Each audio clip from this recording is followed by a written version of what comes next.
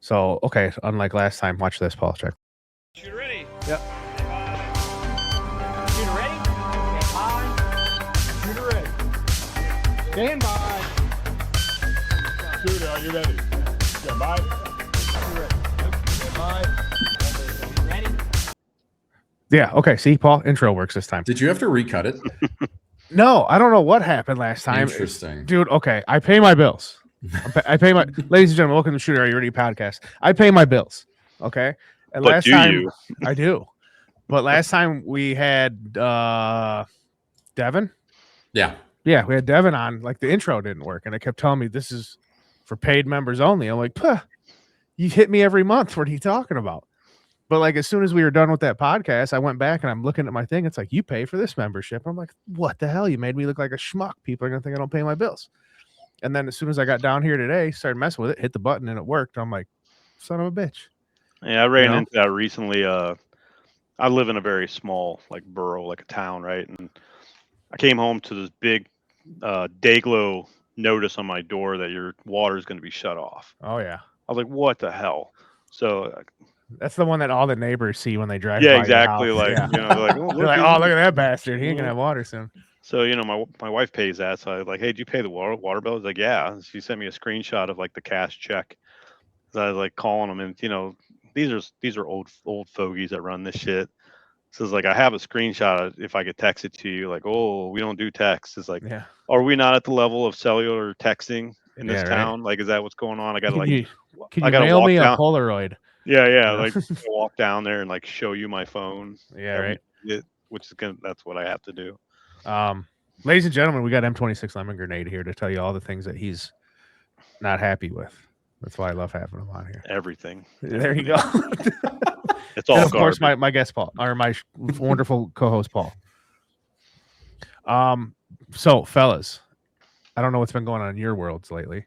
Last week there was, well, actually, you live east of Paul and myself. So did you guys have any bad storms last week? Tornadoes or anything where you were at? We have tornadoes Often. like every other year. Like, see, Paul got a record-breaking one. He had one up in Wisconsin, and that never happens. Yeah, like Yeah. we get one like every other year. Dude, Yeah, we've been but getting slammed. Illinois had, I think we had 7 of them last week. Like in one storm that was supposed to be like a 4-hour pass through the state storm, just fucking top rope elbow dropped the state, and I ended up working like a madman. But then Paul was like, "Yeah, we had one up here," and I was like, "You don't get tornadoes in Wisconsin. You get snow." remember, What I are you used to talking live about? like 3 hours south of you Yeah. growing up, so I know what the Midwest is like. I remember when I was in Little League, you know, Corey League, what we called it, and we're at a point to where we just can't cancel any more games. Like we had to keep canceling because of tornado warnings. Yeah. And we're just like, it's a tornado. Like we could see the funnel over there. Yeah, right. And they're like, we only got 2 more innings. We're gonna wrap it up quick. It's like, we're only doing 2 outs this time. exactly. It's like, we only got 2 more innings. We can legally call this game, fellas. Like once that kid in center field's hat blows off, we're done. You know? It's such a Midwestern thing where it's just like, oh, we're gonna go stand out on the porch and watch the storm roll in. Yeah. And there was a video from a guy in Menasha of this latest one where it's like all the check marks for like, there is a tornado, get in your fucking basement, where like the sky's green, his neighbor's roof is like gone, like there's a tree comes over the top of his roof and lands, and he was just like, oh shit, I guess there's a tornado. And then like the video's still going, and he turns around and everybody is like, thank you. Like, you're doing the right thing here, buddy. You're going back into your house. Nope. Now he's in the backyard so he can watch the funnel just like go across the town. And he got it all on video. It's out there on like Our Tornadoes or something like that. But that happened in the city that the office building that I work at is in. And surprisingly, it's been like 14 days, maybe a little bit more since the tornado hit, and they finally just got power back today. So congratulations to thank you for your service, I should say, to the people who are out there putting the power back on. Yeah, my whole family's everybody except for me and my dad are linemen. Respect. Electrical linemen. So it was just like whenever storm season would come in, they just kind of like tell their wives, like, yeah, we'll see you in 2 months. Dude, yeah, I had plans last week. You know, me and the wife were supposed to go out. We were gonna go do this on Monday. We were doing this Tuesday. That storm hit Sunday, And I was like, I got to pack a bag. I'm out of here. And 120 hours later, I'm back home and I'm just like beat. I didn't do anything. That my one day off I had. It was terrible. But enough about me. Oh, one funny thing though. Yeah, go ahead. Illinois had I saw this on the Weather Channel and it kind of cracked me up and I felt bad for laughing about it. But like they were showing like the path of these tornadoes. Like this tornado went this way, this one went this way. Like for quarter mile, 3/4 of a mile, just doing straight lines. It touched down, went in a straight line. There was this one that touched down and it came back around and then like continued the line, so it hit like the same exact house twice. They like showed it like a Google satellite image, and I was like, dude, that's gotta suck. Like your house gets demolished, and you're like, oh, it's over, and then you're like, it's coming back around. It just comes back and hits your house again, dude. Like what shitty luck that had to have been. I felt bad for that guy, but I thought, it was... I worked at UPS when the Joplin tornado hit. Oh shit! And I was in Earth City, Missouri at the time. And they sent a crew of us to Joplin just to try to like salvage whatever we could. So, I mean, you think you haven't seen destruction. Like I've never seen anything like that. Like the whole town was just like leveled. Gone. And we showed up at the UPS facility and it was just like gone. And we're like, what are we supposed to do? What's our job here? Like what we're going to pick the bricks up. Like, dude, I worked at a tornado years ago that came through Illinois. And I remember one house, it was nothing left but the foundation. Like everything was gone. And I was like, oh man, that's terrible. But like right across the street, like there was a house and it had like a piece of siding missing. Yeah. And I was like, what the hell happened here? I was like, that's got to be some shit. Like your neighbor, you see his house just gone and you run outside to check and you're like, oh, we're just missing a piece of siding. We're good. But Craig across the street, that guy's got nothing left. It's all over there in that cornfield now. Sucks to be you, Craig. Yeah, right. There's a triathlon I used to do every year. Jesus hates you, Craig. Yeah. There's a triathlon I used to do every year up in northern Wisconsin, and they had a tornado blow through, and it only took out like the essentially like bike and kayak shop that put this triathlon on, and it took all their kayaks and like put them in trees like across the county. And just like stapled them onto the trees. And they were going around for months afterwards, pulling all of their kayaks out. And I mean, these things were destroyed, but there was a big tree that was right in the middle of their lawn in front of their store. And they just took all the ones they could find and they just put them onto the side of this tree all the way up. So if you're ever driving through northern Wisconsin, kind of following the Wolf River, and you just see a tree with a whole bunch of kayaks stapled to the side of it with branches coming through the middle of them, that's what happened there. Okay. But it didn't happen exactly because of the tornado. They had to come back and put them on there, but it's kind of a local art installation at this point in time. When I was a kid, they had the major flood of I think it was 92, something like that. Flood in 92. Maybe it was 94, but it was like they call it the 100 years flood or something like that. And this guy's house was so well insulated that it was floating down the river. Oh, damn. So you see this whole ass. You see this whole ass house is floating down the river, and they found the guy, and he was drunk as shit. And they're like, "Sir, so do you have any words?" He's like, "Yeah, my address is changing by the second." You just he's just been slamming Jack Daniels since his house floated away, just like this old man. He's just like, well, you seem obviously calm about it. Like, what can you do? Am I gonna chase it? Like, throwing anchor. What it is, yeah. Oh shit! It's like the opposite of the movie Up. Like where he gets all the balloons to move his house. It was just like, oh no, we got a biblical flood to get you to move your house for this one. Right. Your next adventure is somewhere down the Mississippi. We're going to call it flood. Disney, if you're watching this, which you watch everything that we do, you owe Brad some money for that one. Yeah, right. Float or up to send the check. Look up Redbud, Illinois. So the levees were holding, but the water was making its way towards this town called Redbud, which is like this little podunk town out of nowhere. So the mayor of Redbud took a truck full of dynamite and he blew the levee up so that the levee would open up and the water would like rush into the farm field instead of taking out the town. Right. So basically this guy is like the hero of Redbud because his redneck ass took a bunch of dynamite and blew the levee up and saved everybody's homes. There you go. I don't even want to call them homes. I want to call them trailers because they're like trailer parks. They're establishments. Yeah, exactly. Yeah. They're domiciles, right? You can't hate on, they had a roof over their head. That's all that matters. Yeah. Back to gun talk. We're here. This is the Shooter Are You Ready podcast. Oh yeah. You get three Midwest guys in a room together and we just talk about weather. We're gonna Oh, talk yeah. about tornadoes. It's gonna happen. Yeah, If somebody brings up corn, I've got violent opinions. dude, it makes about it so humid outside. I'll tell you what now. Yeah, I got a shucks. cornfield I'm looking at right over there, and I'm not even in the Midwest anymore. Yeah. You can't I escape went it. and shot PCC at IDPA today. Oh, I'm sorry to hear that. Yeah, well, you know, it's IDPA. So first off, you're like, you know, there's a sigh. But it's like when it's the closest thing, 20 minutes from your house, you do it just to get some reps in. But then I was like, what can I do to make this fun? And I was like, PCC. Nothing. You shoot PCC, you know, because nobody else is doing it. And everybody's looking at you weird because you're carrying the rifle case around. So that was fun up until the first. Well, it started off fun before it started. I rolled my ankle on the first stage, Paul, because like, yeah, it sucked. Like, I don't want to show my foot off. It's not that website, but I got the brace on right now. Oh, geez. Yeah, but you know how like they got the strips of wood, like your barriers. You know, you don't step Like over this. You can step on the ground, kind of. Yeah, like yeah. Yellow, yeah, red, yeah. orange, blue, whatever color they have them. Mhm. This thing like wasn't stapled down well or nailed down, so like I had my foot resting on it, shooting offhand, like left shoulder. And then as soon as I was done, I went to like pivot my foot and the wood just whoop, rolled. And then like, so my ankle went with it. And then I was just like, ow. And so I kept moving, or, you know, as Brad said, I screamed like a Scooby-Doo villain. I was like, ah, you know, it echoed through the halls. Yeah. But like, I felt okay until like after I was done shooting. And then like, I took 2 steps to go like move, you know, put my rifle back. And I was like, ooh, that stings. And then like I just kept walking. I was like, yeah, this is bad. Maybe I should quit doing this today. But I shot like 2 more stages and finally I was like, I'm going home. I'm done. I got things to do tomorrow. And so now like my ankle's been getting worse by the hour. But what color is it right now?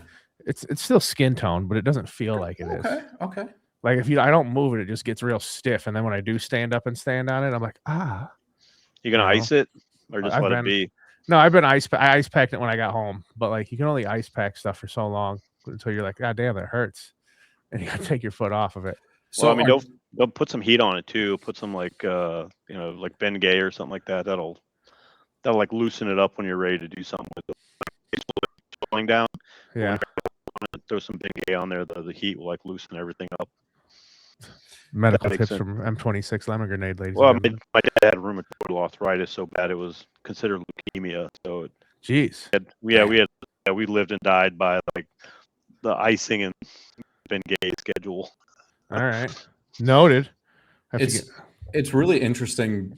I feel like it almost comes down to what you grew up with. Like, were you an ice family or were you a heat family? I was a family like that. My mom's a registered nurse and she would do all types of weird shit and I would always refuse to do any of it until this day. To this day. Like I'll call my mom, she'll be like, what's the matter? I'll be like, oh, I think I'm sick. She's like, you need to take this, this, this, and this. I'm like, no, I haven't taken anything. And she's like, you need to do this and this and then this. And I'm like, no, I think I'm just gonna take an aspirin and see how it goes. And then she just gets so pissed off. And then like, or I'll call her and be like, I read this on the internet and I'm gonna do this. And she'd be like, your mom is a nurse and I'm telling you to do this. I'm like, nah, I read this on the internet. I think this is going to work out better. And she just gets very frustrated with me. But I'm also one of those guys, like I'll walk around all day and bitch, I have a headache. And if you offer me aspirin or Tylenol, I'll go, no, I'm not taking that. And I won't take it. I'll just walk around and suffer and let you know how bad my headache is. Stubborn. Yeah, my wife is a nurse. So yeah, see?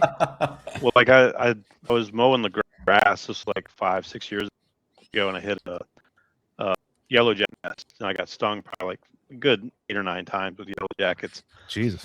So I was like, you know, I don't take medicine or anything like that. I'm pretty anti-medicine. So I text my wife like, I got stung in like a bunch of yellow jackets. What do I do? And she said, take some Benadryl. I was like, okay. So I took like 3 Benadryls, and then she came home and I was out, like I was unconscious. And she's like, I told you to take some, not all of it. Like he said some.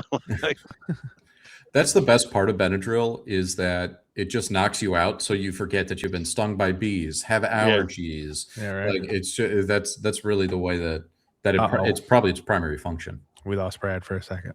R.I.P. But anyways, my ankle's it's getting better. I shot PCC and I shot the CZ Scorpion, put a new trigger in it. Nice. Anybody give you any grief about it? No, most people are like, whoa, what is that? And I was like, PCC. And they're like, you can do that? I have one of those. I was like, yeah, dude, have fun. Like, you know, it's not all cover garments and pistols here. Let's like have a good time. You know, it's just rules. I aggravated by rules is what drives me nuts about it. And I got into the argument today. Strong hand, weak hand, 3 targets each side, correct? Guy, two-handed, 3 targets, and then the argument ensued. That's a procedural. I was like, no. I was like, that's 1, 2, 3, 4. I was like, it stacks. And they're like, no. And I was like, well, you're giving him at least 3 procedurals. It's not 1. He shot 3 targets. I was like, it's either 6 or it's 3, but it definitely isn't 1. And they're like, we'll just do 3. I'm not 100% on the rules, but we'll do 3. I was like, well, you're not giving them just 1. I can tell you that right now. It all comes down to competitive advantage. Like, does this actually like give you something? If you hadn't done this, would you do better? Yeah. Or worse than somebody that was out? Well, that I mean, the dude didn't do the same thing. He was middle of the pack, and I think 3 procedurals probably hurt him on that stage. Yeah, I mean, he didn't need 6 to really knock him in the dirt. I'm sure 3 of them drug him down on that stage, but you weren't walking away with just 1. I wasn't letting that happen. I mean, granted, I was in a division by myself, you know, so it didn't really matter to me one iota. 26 just said he's logging back in. He's got that old guy computer. Here he comes. Hey, Lord back. Humongous is joined again. All right, let's try this out. And we welcome him back in. Huzzah, the Lord is here. I don't know what the hell happened. It's because you live out there with that non-water paying internet connection. Yeah. Everybody says they want to live in the mountains until you get out here, and then it's just like the internet's sketchy. And you paid your bill a week ago, but it just hit them. They just received it, and they're like, "Never mind, turn them back on." Yeah, exactly. It's just like, this is bullshit. I got horse shit in front of my truck right now. Like,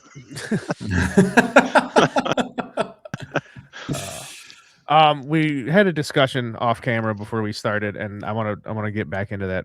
Brad, Paul, and myself are shooting the Brownells Gunfighter Gauntlet match in a couple weeks. Oh, cool! And I have decided that this year I am going to shoot an AR. Ooh, yeah, right. Strong move, dude. Nobody I have talked to has been like, "That's cool," you know. Well, it's like old strategy, Cotton. Let's see if it pays off. Yeah. Well, yeah. It's last year, rough average, 120 people, right? It was me, my buddy Jeff, my other buddy, Other Clay, shot AKs, and one guy had a Galil, and I think there was probably like some guy had like a M1 or something stupid, and there's a couple like old rifles in there. But other than that, AR dominant, the whole thing, right? And I was like, you know what? I was like, maybe I'll just try this out. And I wasn't going to. Are you feeling the peer pressure? Is that what's going on? It's not the peer pressure. All the cool kids are doing it, so you want to do it too? Kind of. At first, yes, that was that reason. I was like, you know what? I'm just going to try it. You know, I've had this AR sitting in my safe forever, and I don't use it. It's just there. But I think I talked about this on the last podcast we did. I was having a discussion with the good old buddy legend himself, Mark Krebs, about it a couple months back, and I said something to him about it. I was like, I think I might shoot an AR at this next thing I'm doing in a couple months. And he was like, yeah. And I was like, yeah. I was like, I don't know if I want to shoot an AK. Everybody's doing ARs there. He's like, well, you should shoot the AR. I was like, you think so? He's like, you should be good with anything you pick up, not just an AK. And I was like, well, I'm not good with an AK. And I was like, but I don't know how I am with an AR. I've never really like shot one, under the clock, under pressure. I've just fucked around with one. So because of him, I'm doing it just to see what it's like. But I will tell you this, like Paul was the first one to say it to me. He's like, you've been shooting 7.62 by 39 for a couple years now straight. Nothing else. He's like, it's going to feel weird to you. Oh, yeah. You know this. And I was like, yeah. And I took it to the range. I sighted it in, and I went down to the rock quarry, and I shot it at 150, 300, and 500. And it was just ping, ping, ping, ping, ping. I'm like, all right. I was like, this is like, there's no challenge here. It's not even fun. But then I talked to my buddy Eugene, the guy who makes the denim chest rigs. Yeah. And he was like, it's going to feel like a toy. I was like, it does. He's like, I am telling you, it's gonna feel so weird. I was like, it does. I already shot it. It's very weird. Well, then when I talked to Mr. Yellow Glasses Clay about it, he called me a couple obscenities at first, made fun of me a little bit. He's got ARs that he runs, so I know. he can suck it. But Like we've all seen him. We've all seen him. yeah, I've seen him. Yeah, But, now like, he runs a Mini 14, which is even worse. Yeah, Yeah, but not on the He's- clock though. he's starting that revolution. He does those for videos. But he told me he's like, yeah, they're okay. They do what they do. He's like, but there's just something about an AK. Like, I mean, there's just ARs something are just so different. boring. Like you said, they're just, They are. Well, like Clay was like, it's like you go to a car lot, Jamie. He's like, can you see this old clapped out, I forget what kind of car he said it was, a Charger or something. And he was like, and it's got dent on this side, paint's different colors, a little rust here. He's like, the carburetor, it doesn't run right. It kind of shakes when it runs. He's like, but if you get that thing on the right stretch of road and you hit it just right, that thing flies and it feels awesome. And it's just like the baddest car ever. He's like, or you can drive yourself a Prius. And I was like, oh, he's like, that's an AK and an AR to me. And I was like, that's pretty good. That's pretty good. I have to remember that one. But I mean, he's right. Because like I said, I went out there to long distance shoot and it just like wasn't fun after a 20-round magazine already. I was just like, okay, yeah, my optic works. It's like everything it says is like my 100, my 50, my 200, 3 and 4. It's like, yeah, that's where it's hitting and it's hitting. Oh, okay, we're done here. Yeah, I got a 20-inch AR with a ACOG on it. I can hit 600 yards, no problem. It's just bing, you got a good muzzle bing. device to, mitigate recoil on your No, 5.56. no, I don't have a vagina, so I don't. Yeah. I don't need that thing. I can handle the massive recoil of 5.56 pretty well. So I don't know. Especially It's gonna be an barrel, interesting like, shoot. There's something special to be said about like rifle gas, rifle buffer, like a 20-inch AR. It's just like you said, it's just kind of like there's no pomp and circumstance to it. It's just like, yeah, you should hit what you're aiming at. That's what this is for. Yeah. Well, it's like if you boil it down to like what Clay said, it's like a carburetor versus a fuel injection. Like the fuel injection, it works, it does what it's supposed to, but you just don't get like the cool. You can't, trick out your fuel injectors to make your car run badass and like rip down the street and be cool like you can with an AK, because like this is the same design it's been since it's been, and like the AR is like, we got to make something amazing where everybody can shoot it and not hurt their shoulders. And that's how you got an AR. Yeah, I don't like. I put together a new upper for my SPR, right? Okay, I'm gonna stop you right there. I'm gonna stop you right there because I like how you said that. You said I built, and then you stopped yourself and said I put together. I assembled, yeah. Yeah, that's the because correct you don't build them. nomenclature. Yes, you don't build an AR. No, you put it assembled together. Yeah. Okay. As you were. No, I was just saying. I was looking at barrels, right? And Colt had a barrel that's kind of like a thicker profile. And I was reading the comments on it. And it was like, oh, this thing is way over gas, way over gas, way over gas. And I was like, how bad can it be? So I got it and it was fine. Yeah. Right. Like, so it's just like way over gas means that you have enough gas to function under any circumstances in the AR world. Yeah. It's like, well, it's way under gas. Like, no, you want more gas than just enough to cycle the action and kick the brass casing 5 feet out of the gun, right? Like, you want more than that. I know that the internet has taught you that that's evil, but if you want that gun to function no matter what, you want it. Oh yeah. You want a stout gas. You want it a gas enough to where it's kicking that shell casing way the hell out of the gun. Yeah. Well, and we've gone to a lot of different, whether it's a competition or a range day, where it's like, hey, you're coming from the North Woods of Wisconsin, and then you're going all the way, heck, Northern Illinois, South Carolina, Texas, wherever it might be. And it's like, yeah, with your ambient temperature and your altitude, like where it's just falling out of the receiver ejection wise, you go someplace else and like where you were just on the bleeding edge, now you're not even close, and it's not going to be cycling at all. Right. And Clay had a good video about that when the KNSs first came out. Yep. Yeah. I think he put one in the M90 before he had a bunch of work done to it, and he went out. He tuned it up, and then he went out to the competition. And it was just like short stroke, short stroke, short stroke. He's like, I'm never doing a KNS ever again. This is Yeah. bullshit. And see, that's something to be said about the KNS, because it's not even just the weather. It could also be the ammo. Yeah. Like because like that, I found that out years ago at Thunder. I had a KNS and an Arsenal, and I was shooting the Wolf military ammo when I was sighting it in, and Yeah, okay, stuff's under pressure. Yeah. yeah, I was like, this is click click right there. That's where I want it. Awesome. And then I changed ammo, and like it was not cycling, and I was like, what the hell's going on here? And then somebody's like, have you changed ammo or anything? I was like, I did. Yes, I did. And then so now I'm obviously a little bit more knowledgeable in some things. So like I don't sit on the edge of a KNS to where, oh, my ammo just fell out. No. I'll give it like, like you said, you want that thing to work. Yeah. You no don't matter what. want to overgas it, but you don't want to like just, there's look my casing just fell out. That was a conversation I had with Bolton Holes when I was doing his Occam for him, doing his PSA Gen 3 with the Occam rail. So they sent the gas block. Occam sent the gas block to put on it. And I was looking at the gas settings. Like their biggest gas setting was like 2.5 millimeters. And the stock gas port, two spec gas port for an AKM is somewhere around like 4.3 millimeters, something like that. And it's like, so it's, their biggest gas port that they wanted on their gas block was almost half the size of spec.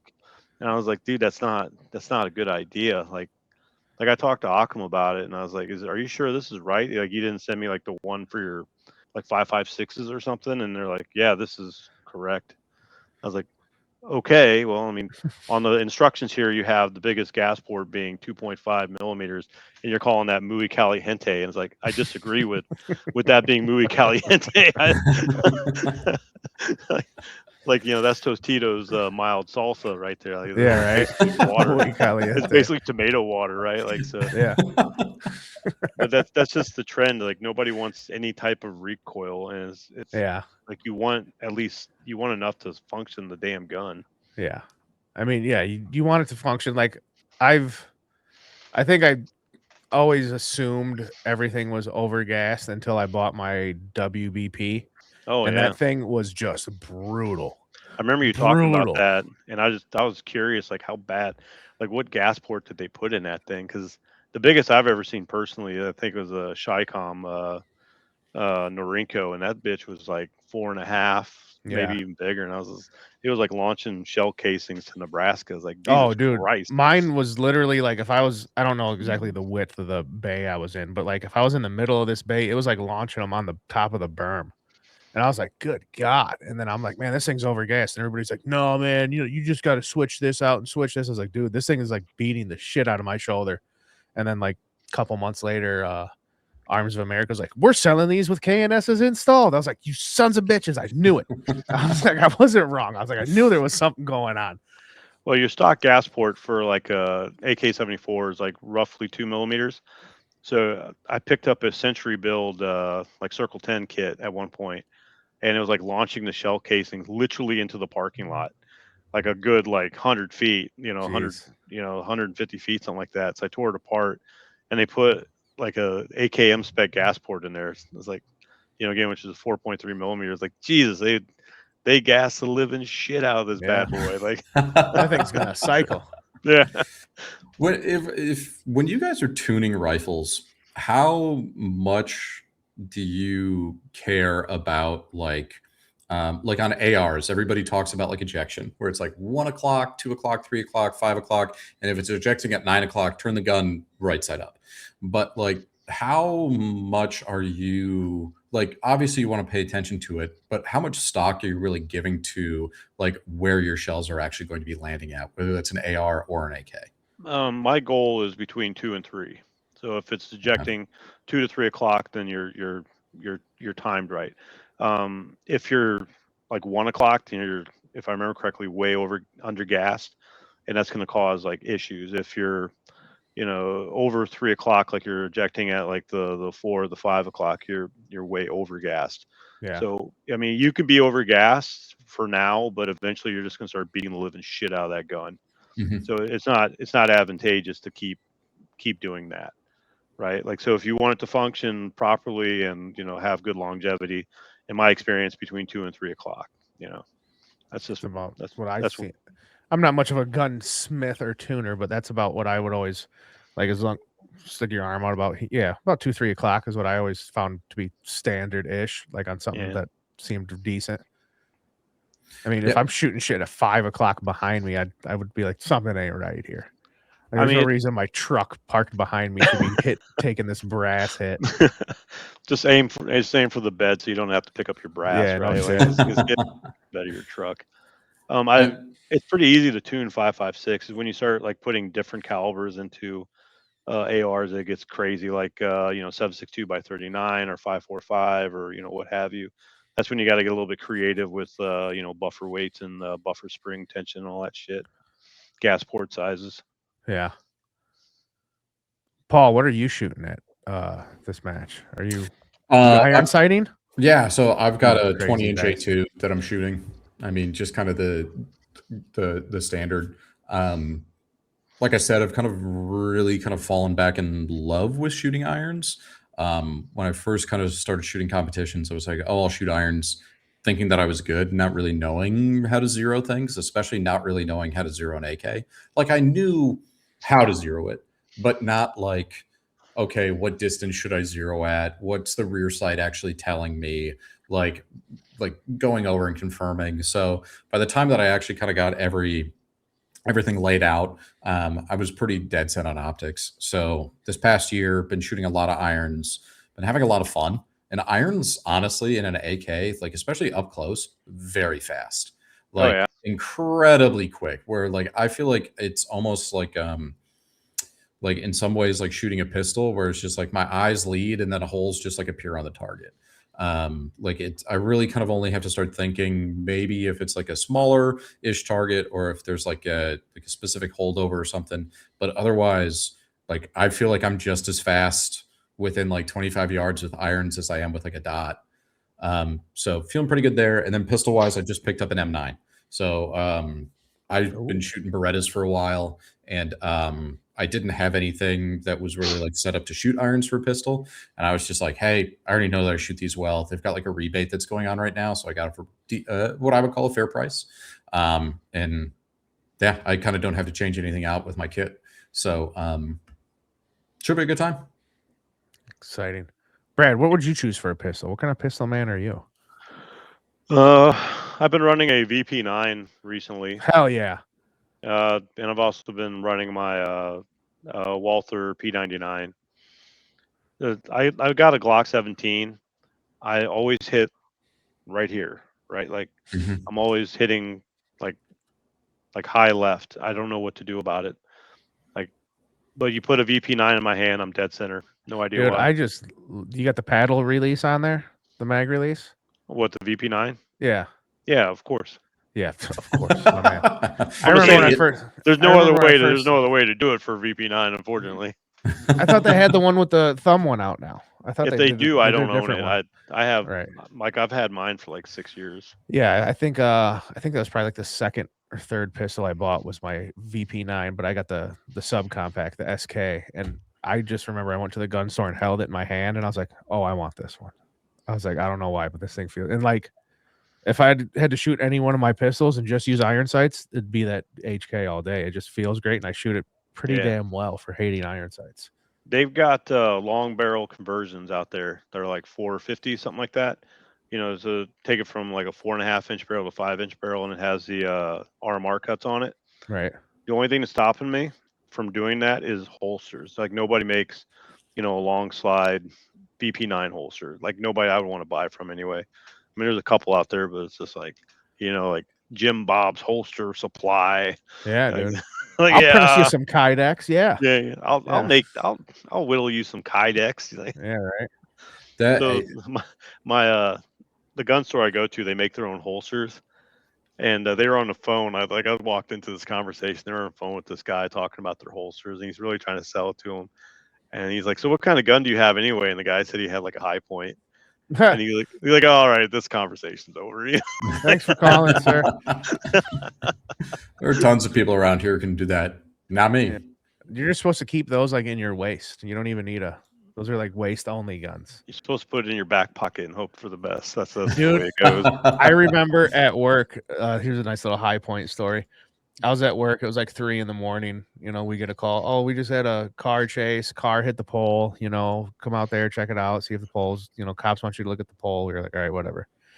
So we drive out there. There's squad cars everywhere. There's this pole, you know, leaning like this with some car under it. I was like, son of a bitch, you know, why do you have to do this? And so we get there and we're walking around and the cop's like, hey. I was like, what's up? He's like, careful. There's a firearm over there. It's like, where? And he points his flashlight on the sidewalk. So I walk over there and I was like, holy shit, is that a high point?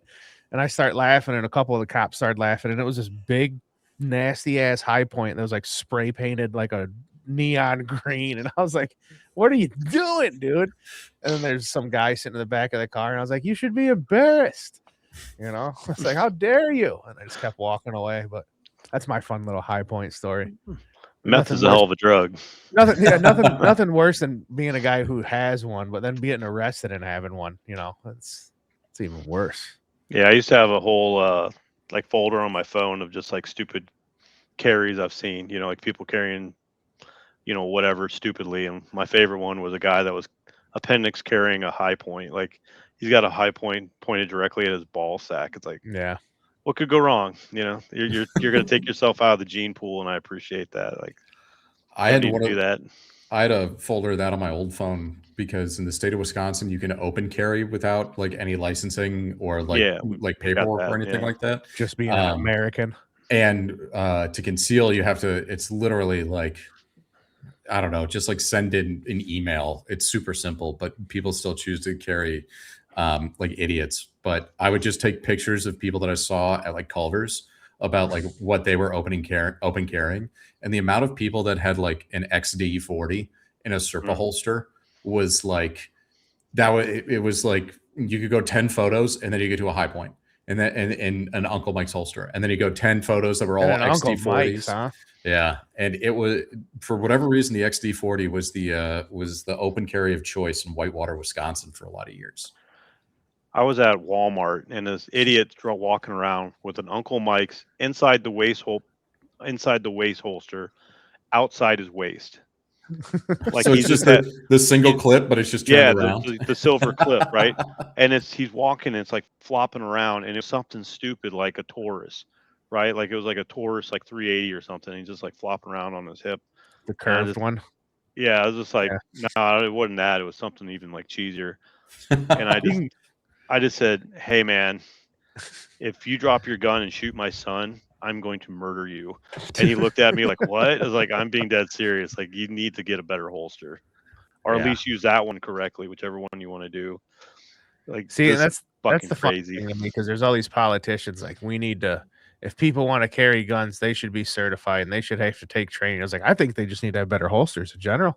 That should be like the number one thing. Like, I've seen people walking around like you said, with the Uncle Mike's. Like, I see a lot of, like, especially with open carry, a lot of open carry people, they're just proud to do it. So they just like run to, you know, like Uncle Mike's, dude. It's like, it's always at a Farm and Fleet or a Walmart or somewhere you can get that universal, just, you know, cotton sleeve that'll hold almost any pistol.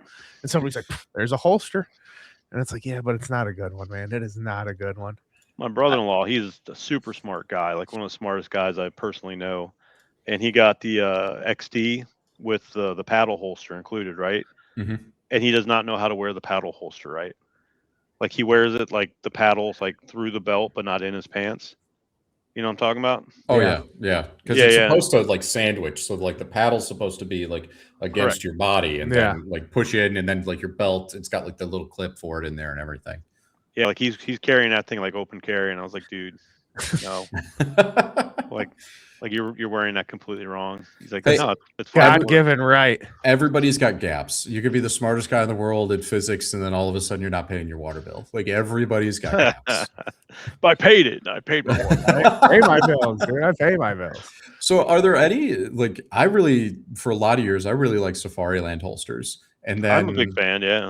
But then I switched over to Berettas, and they just don't have enough for like the 92 series for what's out there. Are you crazy? Like, you can pick up surplus with Red a 92 like Safari Land holsters like with 20 a red bucks. dot. I should With have a red added that. dot. I didn't Yeah, even think about that. Like yeah. you are correct. Yeah. No, but the other ways, and I should have carved that out a little bit harder. But otherwise, it's like, yeah, these are fantastic, especially for outside the waistband.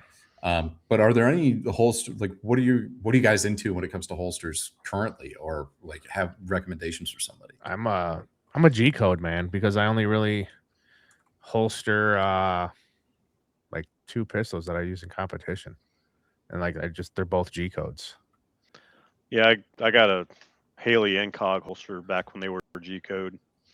That's been my holster probably like 10 years now, something like that. You know, just a basic Glock holster that I can appendix carry if I want to. I got a like some off-brand holster for my what's in there? P99, and it's like leather. I don't care. It works fine. I don't get too wrapped around the actual holster. You know, I'm not trying to do like the 1 second draw and all that stuff. I practice with it to make sure I'm proficient. I got a clean draw, but you know, I'm not doing anything like exciting with it to where I'm worried about whether it's you know, latest and greatest and the fastest and all that shit. I don't do much with pistols. I'm not a pistol guy. Yeah. I'm a rifle guy. Like to me, a pistol is just a way to get to my rifles.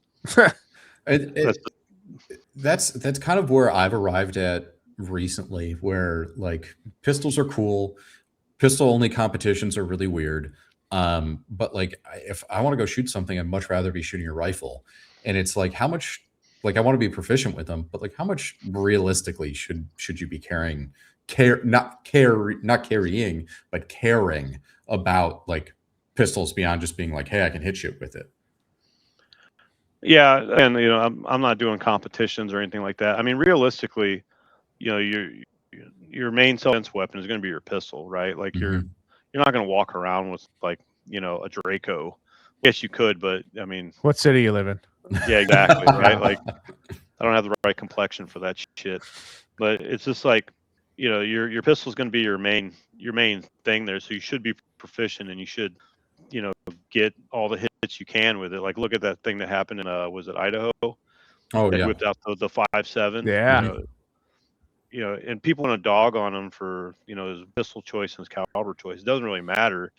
It matters more that you can make hits. Like it doesn't matter what caliber you got. If you can hit like a half dozen in the A zone, that guy's done. Like I don't care if it's 22 long rifle. But if you can't do that proficiently and under stress, you know, what's the point? Yeah, what's the point? Don't carry a pistol because you're not proficient enough to do anything with it. You're just going to scare them real bad. Yeah. Well, you might scare them enough to stop doing stupid shit. Yeah, exactly. I will say I lied to you guys right there. I apologize. I have more than 2 holsters. I have this is embarrassing. A Black Scorpion setup for my IDPA just because I needed something quick because I knew G code wasn't going to get me a setup in like by the end of the week. And like if you look up IDPA setup, I think Black Scorpion's like the first thing that shows up. And they sell like $100 setups for almost everything. And it is terrible. It is a god-awful holster. But like it somewhat holds my pistol. It's just for my IDPA shoots. It's the worst, but it somewhat works, I guess. But it's awful. Speaking of pistol competitions, Brad, you had a take not that long ago that I wanted to like shout from the rooftops, but it was like, hey, some of you guys that are posting like the competitions that you go to, it's like this is just golfing. Like, like you're just like wandering around on like manicured lawns. You have like, you know, your whole little rig and your cart and everything like that. And they like, especially with like IDPA, they tell you where to shoot, go over here. We've got a lunch provided for you. Isn't everything so nice and everything like that? And it's like, yeah, 100%. Like they're so boring. And it's just like the people that go and shoot them, it's just like, you guys are a lot of the times really fucking weird. And it's like, just go golf someplace. Like I just don't get it. But I wanted to put it out here where I was like, yes, thank you. Somebody with a bigger voice than mine finally said it. But I don't really know where I'm going with this one, if you want to expand on it at all. But I just thought it was like, yeah, that's the right take. I mean, if you just want to do like the golf type stuff, IDPA or whatever, that's fine. Hey, whatever keeps you training, whatever keeps you proficient. I'm not shitting on you if that's all you want to do. If all you want to do is just, a perfectly mapped out to where you're just basically drag racing with your friends, because that's all it is. You know exactly what the course of fire is. You're just seeing who Yeah. can do it the fastest, and that's perfectly fine. I got a problem. It's when you want to shit talk me about how great you are, and that's what you do. That's when I'm like, you know, are you great? Like, Are you? do you have some skills? Because basically all you're doing is showing up with your your dry fit jersey with the sponsors and the vendors on it, and just like really going fast in this 25-foot space. It's like, Yeah. come talk to me when you're doing something like the gun and run. So that's what I'm really interested in. I wanted I don't to know if ask you've you ever about heard that of too. those. It's like a 5K shooting event. So it's like that's what I really want to try to do. You're doing a 5K with land navs. Like, it's not mapped out. It's like, okay, here's your grid coordinates for like station number 1. You got to make your way there, do the shooting, and then you run to the next one. Yeah. And when you talk to those guys, the guys that do well in it are either like insanely good shots, or they can run like a son of a bitch. Yeah. Like, there's nobody in that can do both right now. And it's just like, I want to be that guy. I want to be the Didn't guy you that do can run like something? You did something like that last year, didn't you? no, I did the Delta 34's blind battle challenge. That's The what it was, BBC, the the blind battle challenge. BBC, Yeah. which it has a lot of elements of that. I mean, there was like one of the courses. There's I think 5 courses, and one of the courses was a good I think 2/3 of a mile. So I mean, you're starting off and you're running through like woods for half mile, quarter of a mile, and then you like literally had to go through a creek bed to get to like the final station. It's just like, by the time you're done, like, okay, I'm tired. Like, Yeah. I'm ready to go home. Well, that one Yeah. was funny because like there was one course that was just basic draw your pistol, hit the target in the A zone like 15 times, right? Like, just easy money. But that was like my last station. So everybody else got good points on it. But by the time I got to it, I was assed out. I threw my back out. So all I wanted to do was just like sit down. So I was just like, okay, I'm done. Can I sit down now? Yeah. Right. Hey, is my my video like really cutting out? Because I look like I'm lagging like crazy. You were on and off. Yeah, it's just a little bit. It kind of comes and goes. It's not terrible. Okay, I can switch to my phone if it's really bad. No, No, it'll catch up to you in a second. Yeah, and audio is going to be the kind of the gold standard, and you've been coming in fine. Yeah. Okay, with good. Audio side. We did yeah. what did I no Paul, you didn't do this. I did I guess if we're talking about exercise and shooting instead of standing in a cul-de-sac shooting. There was one around here called the Cornfield Crucible, which was basically, after I explained it to the guy I work with, he was like, "Oh, that just sounds like some asshole does CrossFit and he also likes to shoot." And I was like, yeah, that's exactly what it was, honestly. Because there was like, pick up this medicine ball, run it over here, put it over this bar. Now run back up on top of this hill, shoot that 300-yard target, come back, move the medicine ball again. The tactical game stuff. Yeah, basically, yeah. But Yeah. one of the stages, because like I was just worried the whole time, there was like, you got to run a mile. I was like, run a mile. I was like, I'll jog you a mile. I'll briskly walk you a mile. I was like, I'm not running a mile. But Well, then like it there's was a guy on YouTube named Uncle OJ, I think it is. Yeah. He has like a pink ski mask. I don't know if you've seen him. He's all right. He's a good guy. I talked to him at a match like last month. And he did, he just goes to matches just to get the experience. He doesn't like prescribe to one or the other. And he did the tactical games. He like, that was the stupidest event I ever went to. It was he's like, I only shot like maybe 75 rounds the whole thing, and the rest of it was just like, running with Working out. sandbags. Yeah, the rest of it's fitness. And I think the worst 75 rounds, right? the worst stage I did was the mile run, which turns out to be, it was 4 quarter-mile runs. And I was like, okay, that's whatever. But it was 25-yard. I had a VTAC, and you shot an 8-inch steel plate with a pistol, and it was 4 magazines of 10 rounds. So you shot it 10 rounds, but every one you missed, you had to do 2 burpees. Okay. And then when you were done with that magazine, you did your burpees if you had to do any, and then you ran your quarter mile and you came back, and you had to do that 4 times. And by the time I got to that 4th one, I was just power walking because like my passed left out. dude, my left shin was just cramping up, and I was like, "Oh my god, I'm so out of shape." I was like, "Yeah, I can lift heavy things, but like moving my legs at a substantial speed is not my strong point." But yeah, and then like I think it was after the 2nd attempt, I was like just taking my time with the pistol shots because I was like, I am not doing any more of these damn burpees. I think I went from like 4 burpees to 2 to like none and then none. I was like, yeah, I am not doing that shit. I mean, I'll do it again. It was fun, but it was ridiculous at the same I time. was watching Spartan Games. I don't know if you ever heard of those. Mhm. It was like a 15-mile course, and like every mile you have to do some sort of like fitness event. So it was like mile like 12 or 13, and they had to throw a spear at a target. And if you missed the target, you had to do like 35 burpees or something like that. And you've never seen people like so locked on, like they're just Oh, they're yeah. like ass out, like they're like, gotta hit this. I can't do any more Yeah, burpees.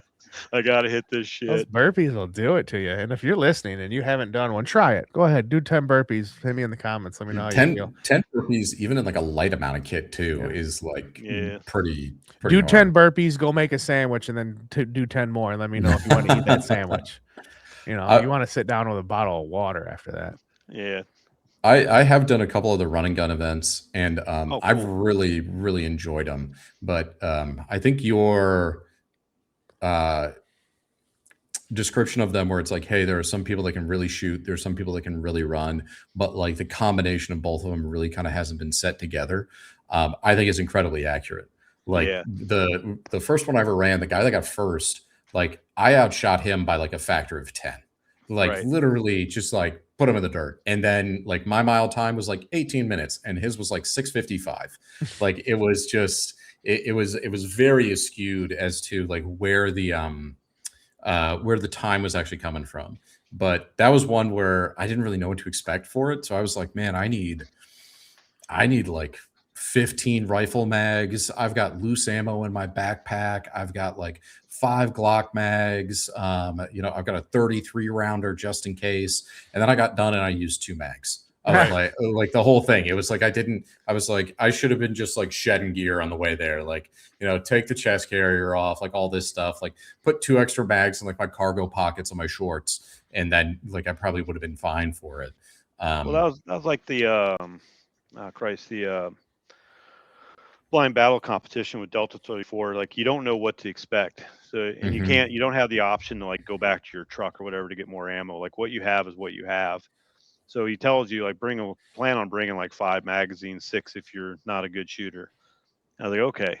So when I ran it with 5 magazines, 1 in the gun. I used a good 4 magazines. So there was a lot of shooting in that event. There was a lot of physical activity. So it was kind of like that nice balance between like physical exertion and the needing to not only hit targets at close ranges, but there were stages where the targets were. There was one stage that was you had hit 2, 3, 4, 5, and then you got bonus points for 6 if you could hit that. And I'm out there with an AK-74 with an ACOG on like a day where it was like pissing rain. It's like I got to 300 and I was like, yeah, I can't do anymore. Like we're wasting our time in my ammo, and this shit is like 80 cents a round. So we're not going to be doing this anymore.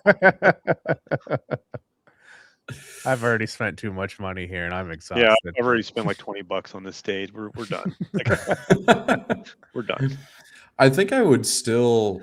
There's some matches and events that I've signed up for in the last year or two where I've gone to them and I come home and I'm kind of like checking. I was like, I fired 80 rounds at this thing. Like, was that really like worth the like 4-hour drive time, the 8 hours sitting there, and then I looked and I was like, I shot for a total of like maybe 3 minutes on the clock and for like, 80 rounds or whatever it was. And I really just kind of, like, to me at least, I kind of feel like, hey, if I'm gonna go shoot, I kind of want to go shoot someplace. Yeah. Have some serious like stages with like some serious round counts where like if I go to a 3rd mag, it's not because I'm having like the worst shooting day of my life, but it's like, oh, I still actually have some targets out there that I need to hit for this one. So That's just kind of where I'm at, and it's like, hey, this is the thing that I do, and yeah, ammo's expensive, but I think I'd rather be here than like sitting on the couch watching another rerun of Big Bang Theory. Maybe this time they don't say Bazinga. Oh, I've been watching that Stewart Fails to Save the Universe, and it's freaking horrible. Really? It's kind Like, of you bad. know what I mean? Like, Thank God, I was gonna I'm start just saying, like, watching you know, that. if that's the caliber of like TV you can expect just by sitting around the house, I'm more than happy to keep going outside and running. Dude, you and think that's shooting bad? I guns. just watched Waterworld last night because it's Netflix dragged me into it with "This is leaving soon," and I'm like, "Oh my God!" I haven't Do you seen have that if you have movie a in so problem with long. Waterworld, you got a problem with me. Dude, I watched You it and I shut was your like, whore mouth. You know? yeah, I was like, you know what? I don't know why everybody hates this. This ain't that bad. I mean, It's not. It's you- fine, but it's for like what they had to Nickelback. work with. You know, it was a bunch of It's water. just What do you it's expect? just I pure love pressure. the smokers. The smokers are amazing. Yeah, Dude, and they're on the Exxon Valdez, and the thing Yeah. comes down, and like it's just Saint Joe. fun. Yeah. Yeah. Dennis Hopper really made that movie what it is. Oh He my God. played a great bad guy. Yeah. You know what? Go watch Citizen Kane again. But the rest of us are going to be out Yeah. having fun in the trailer park watching fucking Waterworld. Yeah, well, like the part where he had the fake eye, and they're like putting his fake eye in, and he's like, "What's it look like?" Like, oh yeah, it Everybody's looks like, great. "Yeah, it looks good, looks good." And he asked the kid, and the kid's like, "It looks like shit." And he's like, "See, that's why I like kids. They're honest." You know, and he's like, Does "Give me look the like mirror." shit. Yeah, and it feels like cold shit. And I was like, "Yeah, this movie's great." I remember saying a bunch of those lines when I was younger, thinking it was funny. I had a friend, like every time I'd ask him, like, hey, how's it going? He'd send me a picture of the guy at the bottom of the ship that has to measure the Oh yeah, with the amount of oil oil. stick. Oh Yeah. my God. Yeah. He's like, oh, okay, that's how it's going. Fair Yeah, enough. right. Yeah, because when they threw that He's like, oh, what did he do? thank Launch God. the flare down there and the firewalls coming in. He's like, "Thank God." Yeah. Great movie. Great movie. If you guys aren't watching it, get on Netflix now because it is leaving soon, according to Netflix. Brad, let's talk about 545 ammo and how much you love it. It is unobtainium, according to the internet. Like, you can't Yeah. find it anywhere. There's no ammo. I mean, you anywhere. can if you got a decent job. Well, I mean, it's not even that bad. Like I picked up some Tella for like what 60 cents a round. Yeah. And then the next week I went to Euro Optic because they're in my neighborhood, and I picked up Fucking you know love Euro Optic, dude. 5.56 for like 55 cents a round. So it's All right. just like Let's just talk about this. If you guys are in the market for 10 an more optic, 10 more cents, I could have the good shit, right? Yeah. Like, who cares? I find Yeah. stupid deals on that website, and it just blows my mind sometimes. Euro Optics? Yeah, at first I Oh, thought yeah, it I was a love 'em. scam. I No, was like, "What is this place? This sounds like a fake website." And then I was looking for something. And I was like, "It's like $100 cheaper than everybody else." Like, this has to be a scam. no, And I they was like, just "Oh buy no, it's not. It's they awesome, buy volume. Like dude." they buy everything in bulk pricing, and then they sell it cheap as shit. Like, I think I got 2 of the Vortex Hueys with a magnifier, and I think I paid $600. And if you want just the Huey itself, it's like 550. I was like, "Why would I not pick up a magnifier for an extra $50?" Like, well, Yeah. that's a deal. It's a deal. And then Well, I I mean, see they're everybody on like Gaff selling their Hueys for like $400, and I'm like, "Dude, go to Euro Optic and like you can turn around and sell that thing and buy another optic." And it's great prices at Euro Optics. What I'm trying to say, and we're not affiliated with them at all. I just No, I mean, actually have something in my cart right there right now. I've been going to them since they were literally in a garage. Like, Nice. they were in a garage, like a two bay mechanics garage, and like the front half was where they kept the guns, and the back half was like 6 dudes on headsets, like taking orders over the phone. I used to go there, just walk in, like, yeah, they'll go get it for you. And then Nice. now they're in this like beautiful building with like this incredible showroom and all this stuff. Oh, I bet. Oh, it's beautiful. Like, if you're ever in the Pennsylvania area, go check it out. It's awesome. I might have to because I love that place. I might have to get a T-shirt.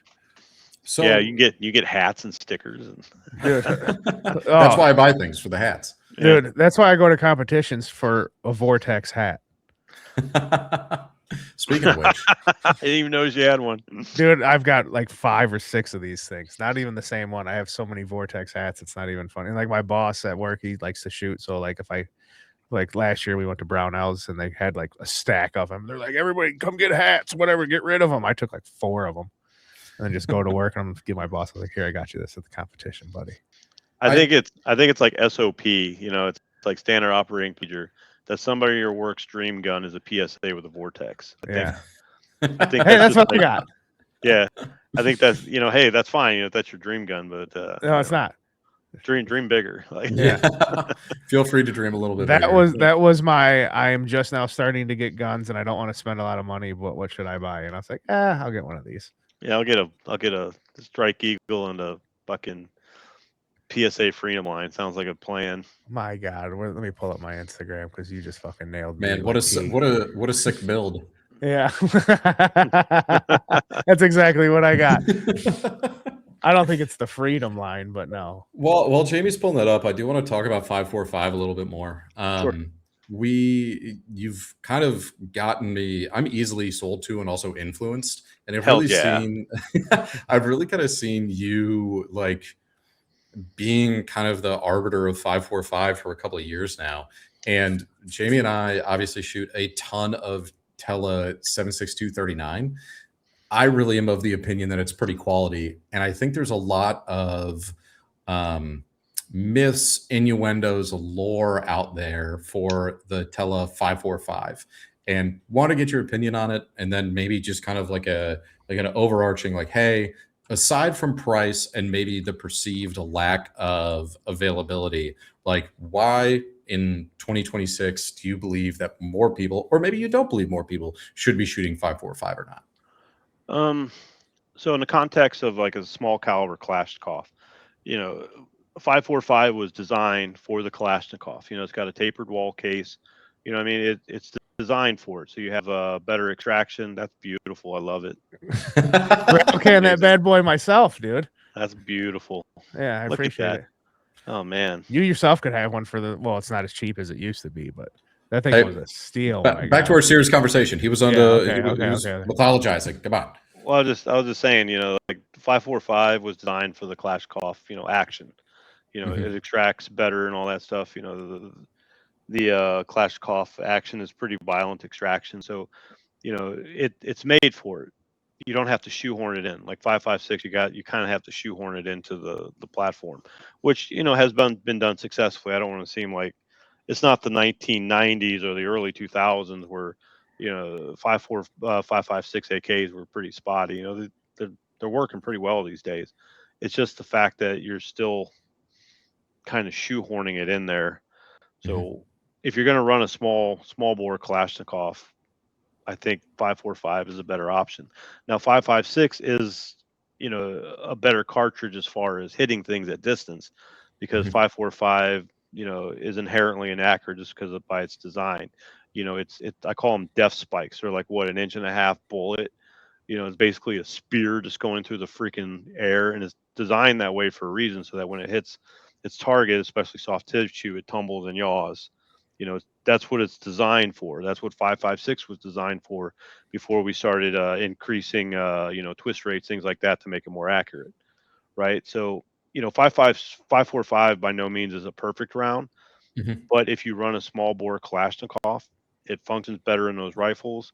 And if you have the right twist rate in your gun, it can still be pretty accurate. And if you want to use it as a defensive round, if somebody gets hit with 545, they're in trouble. I had a buddy, he was in South Texas, and he had hog hunting on his property. So he hit hogs with just about every caliber you can think of. And like the amount of damage that was done by 545 on soft tissue, 7 and 6, could not be understated. Like it left like an exit like the size of your fist. It was crazy. It's like, Jesus Christ.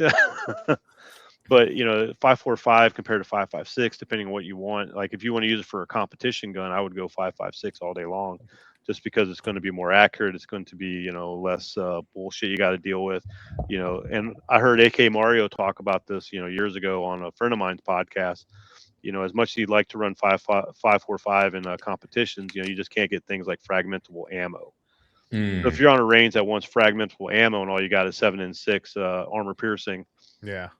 Looks like you're not shooting that range, right? Might be buying some targets after that competition. Yeah, exactly, right. Like, so, I am a proponent of 545 just because I think it's a better round for the Kalashnikov platform, but it's definitely not perfect in the in the vein of competition. I think 556 is much better for a competition setting.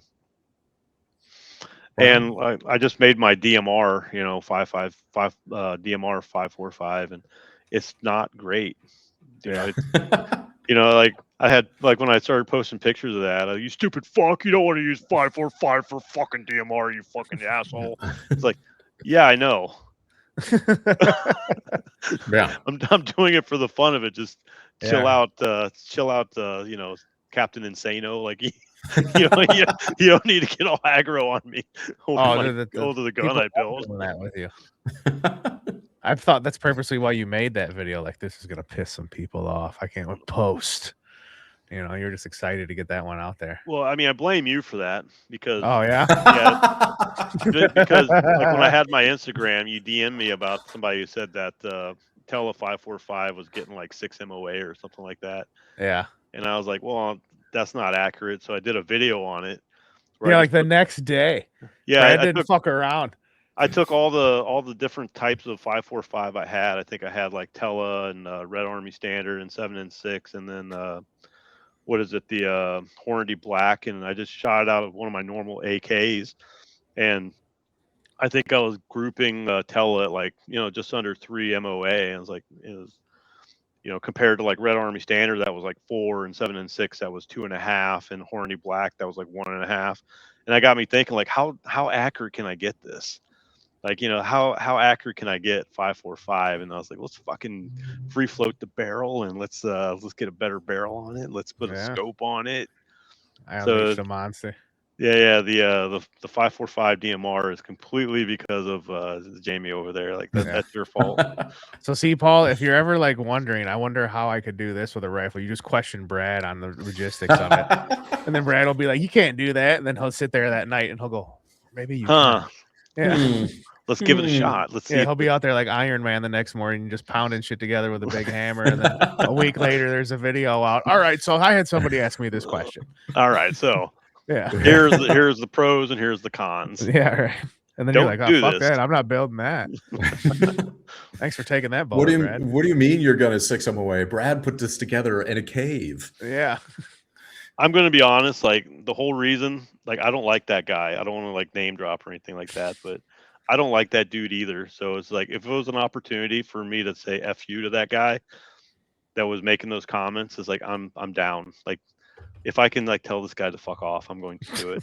Like if I could do it like in a public way to where I can prove that he's an idiot, yes, I'm in like swimwear. I love how Brad just doesn't give a fuck who likes him or not. I don't. This was another question that I actually had, was more around like, I think I know the answer to it, but like when people solicit feedback from you and then you provide them with feedback, whether that is like, hey, they're coming to you and they're asking like, hey, do you think this would work? Or what gun do you think I should go buy? And then you give them feedback and then they start arguing with you about the feedback that you've just given. Yeah. Like, yeah, I know. People want reassurance, like, oh, I think this is a great gun. I'll get this guy to confirm that it's a great gun. And I say, well, it's not a great gun because X, Y, Z. You don't know what you're talking about. Why'd you ask me? Like, why are we doing this? It's one of the reasons I'm like closing up the YouTube is because I'm just so tired of it. Like, okay, now for how long? It used to be like when I started this, if there was 100 comments, maybe 5 or 6 were assholes. Now we're getting to where if I got 100 comments, like 20 or 30 of them are being assholes. It's just like, all right, chuds. You guys can do what you want. I don't want to do this no more. Where do you think? Do you think that it is you have gotten more notoriety over the years, or like just more people know about you? So obviously, like more views equals more comments, and then there's just going to be more of these chuds that are in the comments.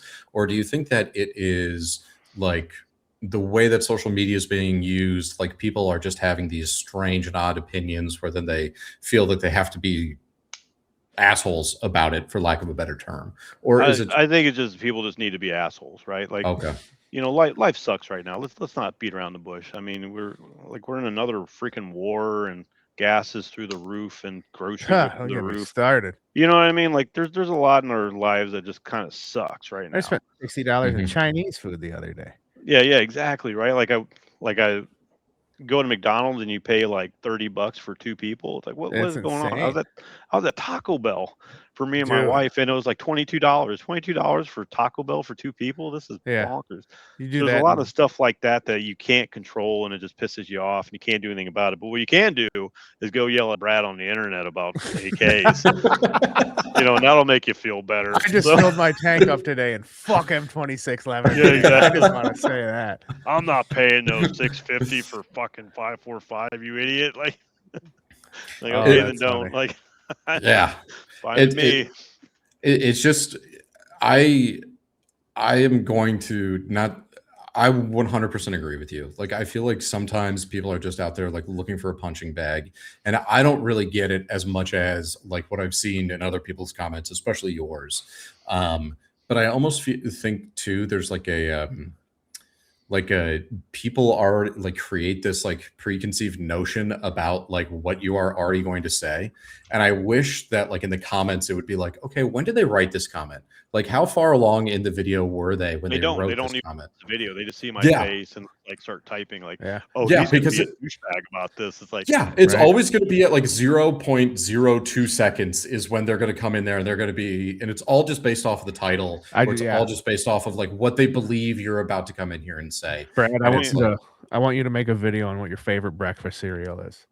And then I just want to read the comments like, this guy's insane. Kix isn't this is not for just for kids. What's he thinking? well, I mean, a perfect example is anytime I talk about the Occam, right? Yeah. I'm a big fan of the Occam. Like I Yeah. think it's probably the best rail on the market as long as you don't mind cutting your gun apart. But every time I Huh. talk about it, I make sure I say very clearly, this is as free float as you're going to get for an AK. It's not perfectly free float. It's as free float as you're going to get. Mhm. And without fail, there will be like a bunch of comments. Well, that thing's not even really free float.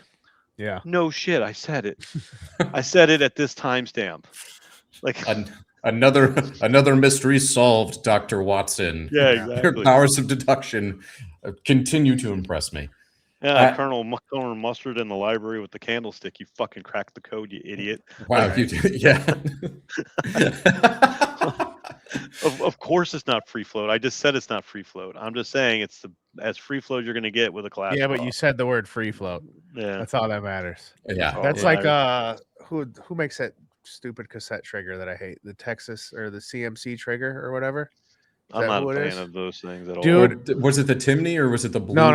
I love the that, Timney. It I was love the my CMC because it's Yeah. got the blue thing that's The that's in CMC, there. they say it sells it as drop-in trigger, and then like it's No. description drop in, and then when you watch their video on the insult, this is not a drop-in trigger. I'm like, you son of a bitch, you just sold me one telling me it was drop-in, and it's not. You got to like take it apart inside the receiver and put it back together like with a fucking pick and patience, which those are like. I have many a picks in my garage, but the patience, I don't have any of that shit in any of my tool drawers.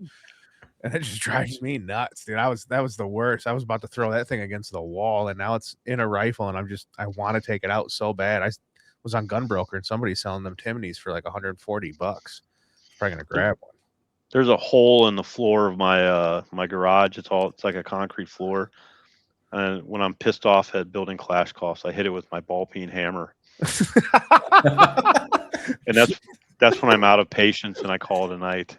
That's Like awesome. you know what I mean? Like I'm just done. Like I need to vent my frustration. So that floor with That's the ball the peen anger hammer, hole. Yeah. Yeah. Eventually, it's gonna be a well. Yeah. It's gonna be like, yeah, I got a hammer that's on an 8-foot stick, and I just hit the bottom of this well with it. Oh man. China. Paul, there Paul, you are. yeah, Paul, we got some business to take care of because I feel like I did this too late in the last one, Brad. I hate to not cut this short, but I got to intervene with this. We had a contest in the last podcast, shit, and that's I right. was giving away some stuff. Hold Bet on. you didn't know that we were this big time now. Yeah, because bet the you last time we were on here, we pretty much just badgered you about your favorite breakfast cereal. Now we're Bet doing you didn't know I giveaways. gave stuff away.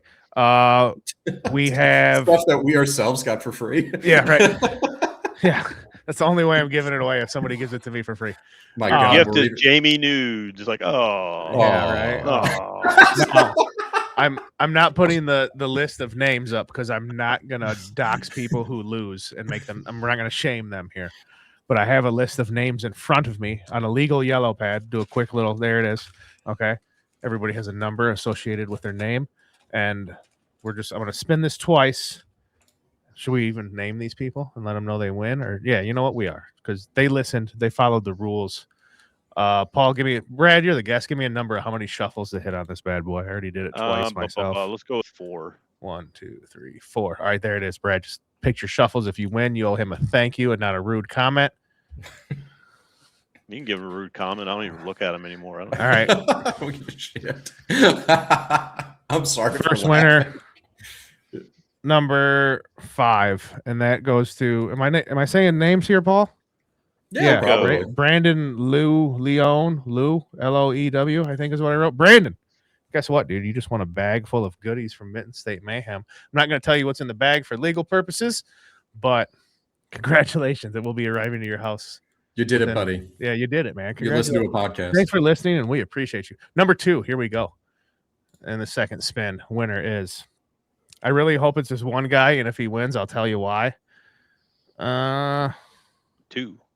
Number 2. Number 2 is Greg Highlands. Okay, Greg, congratulations. You won.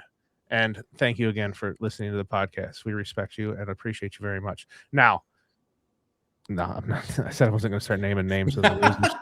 But this one guy, I feel like I have to send him something, Paul, because he's just sent me like the best reply on how much he wanted to win. And I'm going to show you why. Was it the picture of his dog? Yes. And I respect that, because this guy, I said, all you got to do is email me and say, what did I say? Just email me and say contest, and you're in. And this dude emailed me, and he said, here, I want to enter the contest. And where's the picture? Having crazy technical difficulties right No, now. Oh, right there we there. go. Oh, there he is. Said, and here's Oh, a look at picture of that my bad boy. dog. And I was like, son of a bitch, I hope he wins, because that's a good-looking dog. He Look at is. that dog. That's a good-looking dog, dude. That's a good-looking dog. Nolan, I'll figure something out for you, dude. I'll email all you guys. And Nolan, I'm going to send you something just because you sent me a good-looking picture of your dog. That doesn't mean start bombing the email with good-looking pictures of dogs. By all means, let's get those. You know let's what? Get Maybe those we will. emails going. Random dog of dogs. pictures. Hit us up in the email with some random dog pictures, and I'll find something in my garage to send you, because I have be a fucking abundance of adorable. things. Yeah. Most adorable dog in the next podcast at akallday1947@gmail. Send me pictures of your dogs. So I'm a you dog both guy. You both have dogs. What kind of pound are you guys working with these days? I got a couple assholes. That's what I got. I got a Pomsky. He is the dumbest damn animal. Like this dude, like I swear he's like retarded or inbred or something. He's stupid as shit. But you love him. I love him, but he's just like, it's like the worst elements of a Pomeranian and a Husky. It's like the stubbornness of a Pomeranian and the stupidness of the stubbornness of a Husky and the stupidness of a Pomeranian. And it's like, we just kind of, with our powers combined, we will make the most annoying animal that's ever lived. Like if I sit down, he barks at me. I can't sit down. Like the only way I could do this, the only way I could do this podcast is I take him OUT. I can't say the word because it'll pop up right now. I know how that goes. I gotta like run him around for like a good hour just to get him assed out, so I can get like 2 hours of sit down time. There you go. I've never even heard of this dog before, and when you look it up, the first photo is that of like a very intense dog, but traits barking maxed out.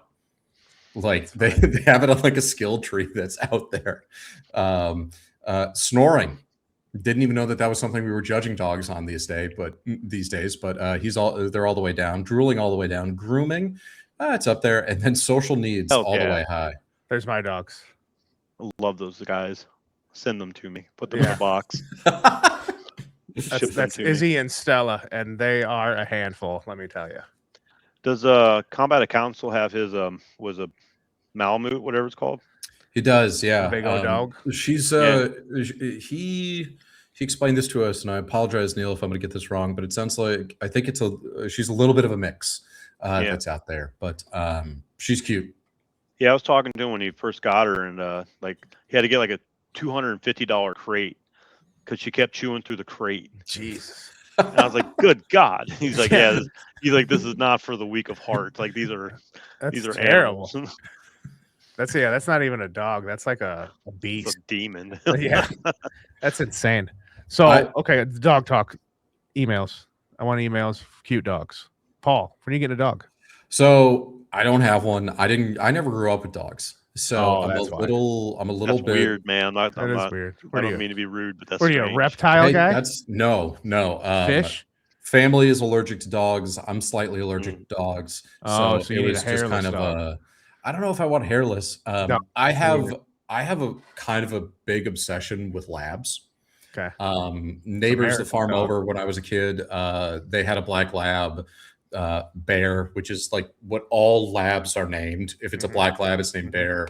And then up here in Wisconsin too, if it's a yellow lab, it's going to be named like Brett or Lombardi or something like that. Lombardi. And like if I was going to get a dog, like I feel like a lab would be the one that I would want to go out and get. But they're pretty high maintenance. Like they've got the double coat. Like you got to go out and you got to walk them. And I don't know if that's something that I really want to jump in on. My girlfriend's got kind of a little, kind of tiny, not even a yappy dog. I don't know what it was. It's not it might be a Pomeranian or something like that. Archie. And this dog just absolutely hates me. I don't know if it's the vibes that I give off that I'm just like bigger than him, where I just like pick him up and put him in an air jail sometimes if he's getting a little too yappy. But yeah, there's some times where I'm like, man, I'm kind of happy I don't have a dog right now because if I'm out at a happy hour and it's 6:30, a lot of people are like, oh, I got to go home and let the dog out. And I was like, I'm going to the next bar. I've got no responsibilities at home for this one. But Brad just texted me some pictures of his dog, and I'm glad he didn't email them to me because that last one you sent me with the guns next to the dog, you would have won the contest next week. That was a good looking dog. Well, it's just like I'm trying to take a nap, and I got that little shit like in my face like that. I'm like, dude, Yeah. Oh, I'm 45 years dude. old. Let me take a goddamn nap. So the picture I showed you guys, I got the mostly white pit bull. She's like, and these things they're like not big dogs. They're just little balls of meat, like muscle. That's it. 3 a.m. last week, I'm sleeping. That thing decides I'm gonna go get in bed with Jamie. It jumps right on not even on my stomach, like on my bladder, dude. Like I didn't know I had to piss at 3 a.m. till this dog decides to jump right up on me. And it's not like I have a low bed. I've got like a high, like firm, like what are those mattresses that come in a box and they inflate like a ridiculous like dinosaur. Oh yeah, yeah. And then I got a topper on it. So my bed's like high up off the ground. So that dog had to like put some effort into that jump and came right down on me. And then the other one's like, oh, he's awake now. I'll jump up there too. And let's start licking his face at 3 a.m. It's like, cool. I don't have to get up like in an hour and a half. I wanted to be up this early, but that you love them, unless they do something wrong, but they're good. Man, I'm excited to get these pictures of people's dogs. I hope this works out. If you're still listening, we want pictures of dogs. This is our thing now. That white one I sent you, he's eaten like so many holsters of mine. Dude, I just bought a new remote control. Well, no, it's just like I'll come home and like my Makarov will be on the floor next to eating holster. It's like, dude, stop eating my fucking holsters. There's something in there that he likes. Yeah, did you see my my Makarov special ed with the red dot on and everything? I think I have. Yeah. I call it my Roland special ed Makarov. There's some things you just don't mess with, okay? I mess with it. Yeah, I know you do because you're Brad. Like I said, you're sitting there wondering what you could do with this Makarov. I wonder how ridiculous I can make this Makarov. Comments are blasphemy, and that was probably me. But I appreciate that you just bask in the hate and not caring what people say what you do because I love it. Like it's not so much it's annoying. Like you know what I mean? Like I spent a lot of money and a lot of time, a lot of effort to get to like the level of knowledge that I have. Right. And then you have somebody like just fresh off of Reddit, like you don't know what the fuck you're talking about. Like, don't even get me started on that. Okay, I don't know what I'm talking about. Like I don't know everything. There's like compared to somebody like Mark Krebs or Zach Schaefer or Jim Fuller or Mark or John over at M13. Like they've forgotten more than I'll ever know about it. Yeah. But at the same time, I know enough to where, I know what makes a good AK. I know what makes good core parts. I know what makes a good gun.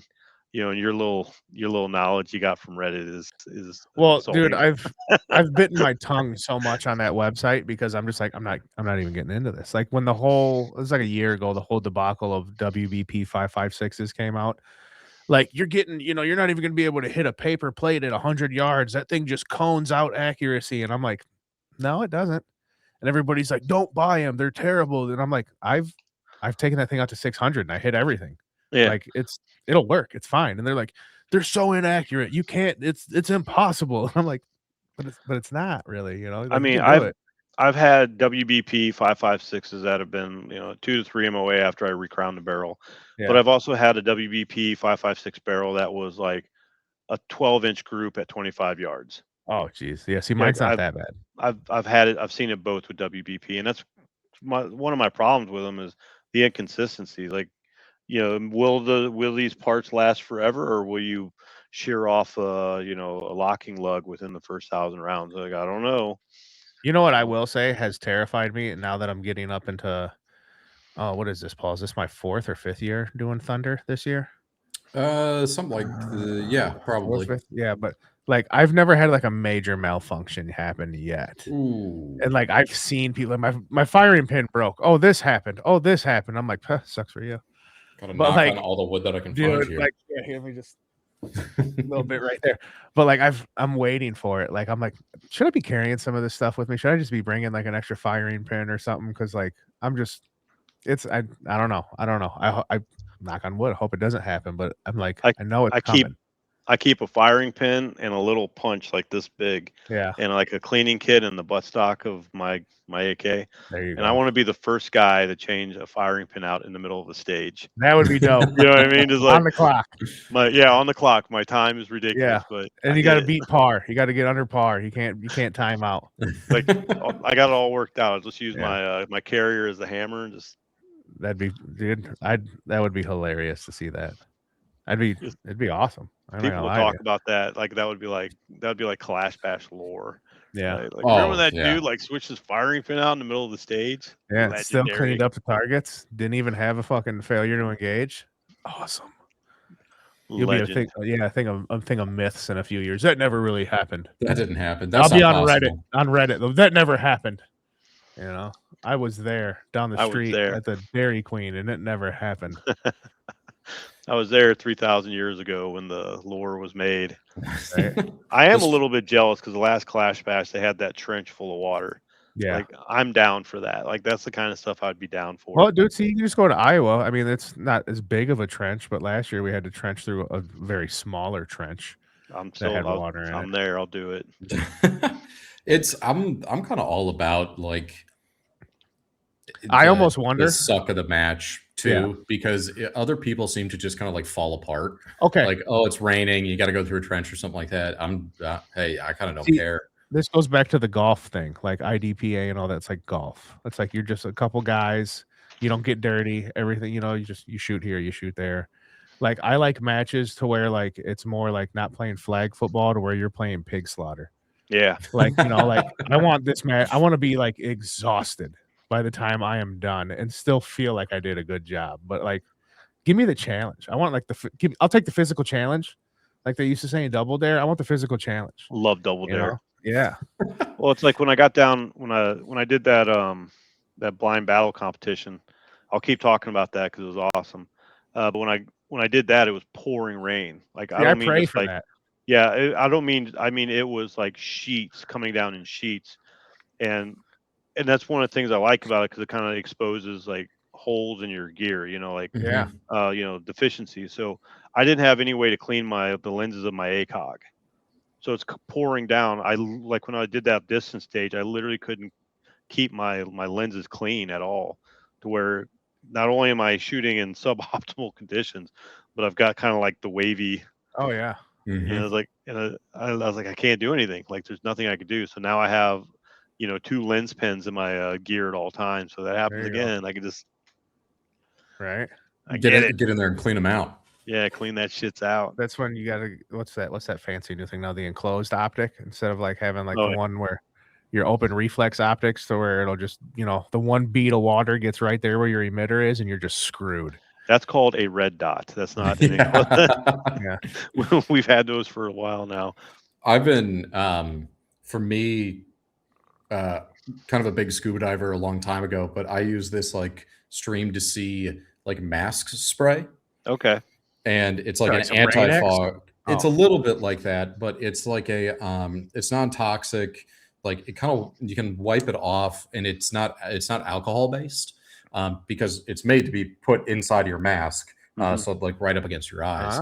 And I've had quite a bit of success. I got this specifically because KCON was supposed to be pretty wet this year. Dude, I bought so And, much shit for KCON. Yeah, I brought a ton because I was, after seeing what happened at K-Bash, but I got this one specifically mainly because I was out of my previous stuff, but just kind of having like a little bit of a thin layer of this on top of it can help. Yeah. But I'll like look into it I've then. had some success with this guy. Yeah.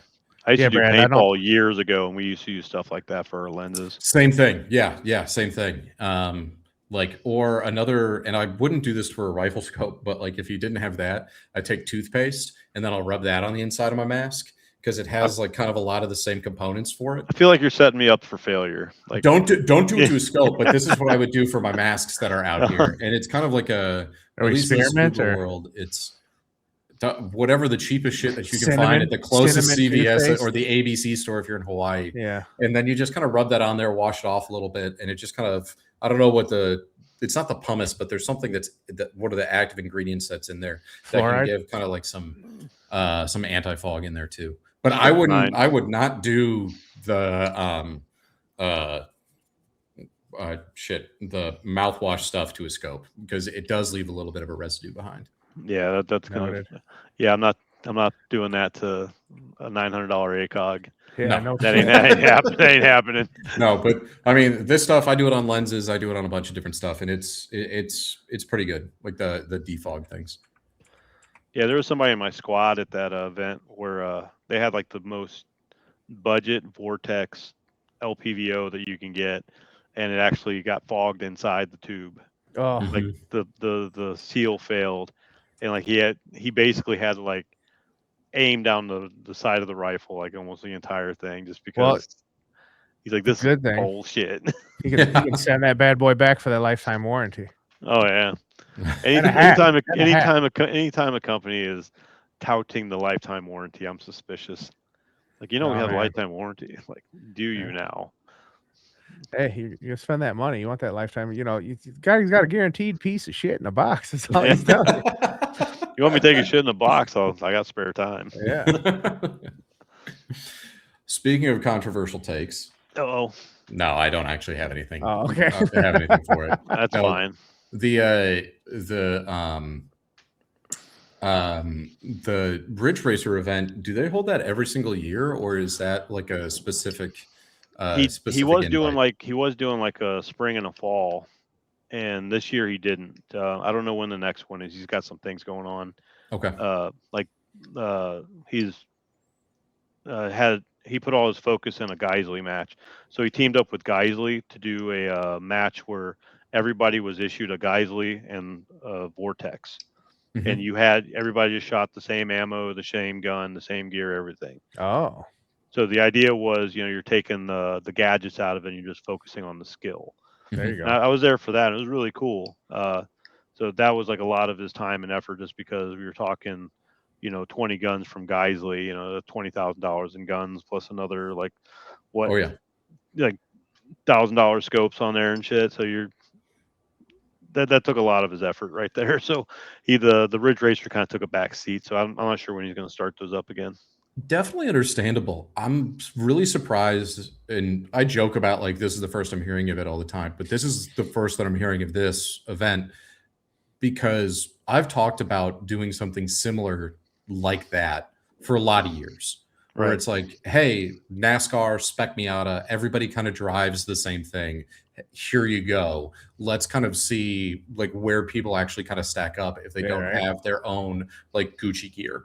So I guess if you were there, like, what did you see? Like, was it kind of what they wanted it to be, or was it not as much of a success, and that's why like maybe us laymen haven't heard about it as much? I mean, he tried to promote it as much as he could. Just one of those things where he puts out a video like what every 6 months or something like that.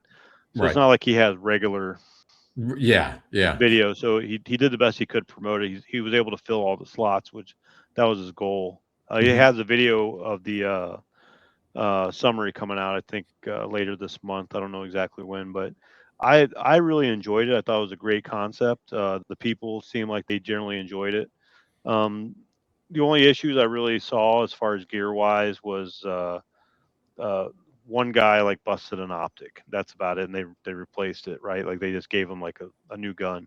Mhm. So it was a great event. Everybody had fun. I hope he has it in the video, but we were about to start because this is a club that we were doing at. It's like a private club, Mhm. and everybody's busy. You know, everybody's kind of like just trying to get set up.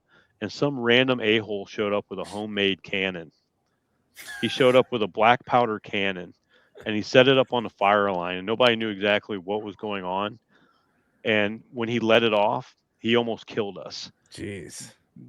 Like it was nuts. I'm not going to share the video of it because I'm Yeah. waiting. That's Delta 34s. But basically, what happened was he built everything himself, and when he let it off, the bolts that were holding it to the to the frame failed because they were just like low zinc bolts. So it shot straight back. Like Jeez. like Holy shit. I was standing right there when this cannon just like come launching back at me. And the only thing that saved me was it hit this like chunk of concrete. And instead of like going straight back, it like went up. And I was just like, holy shit. So that's how we started that. Like with a bang. yeah. So like earlier you were talking about you drove 4 hours to shoot 85 rounds. Why am I doing this? Like Yeah. in my opinion, you're doing it for stuff like that. Yeah, right. Right. Well, That's true. Just in cases. well, I mean, you're getting good camaraderie with the people that's like in the event with you. You know, you're making a good network, and then every now and then something that insane is going to happen that you can talk about to the day you die. Yeah, right. Right? Like everybody who's at that event will talk about the cannon guy.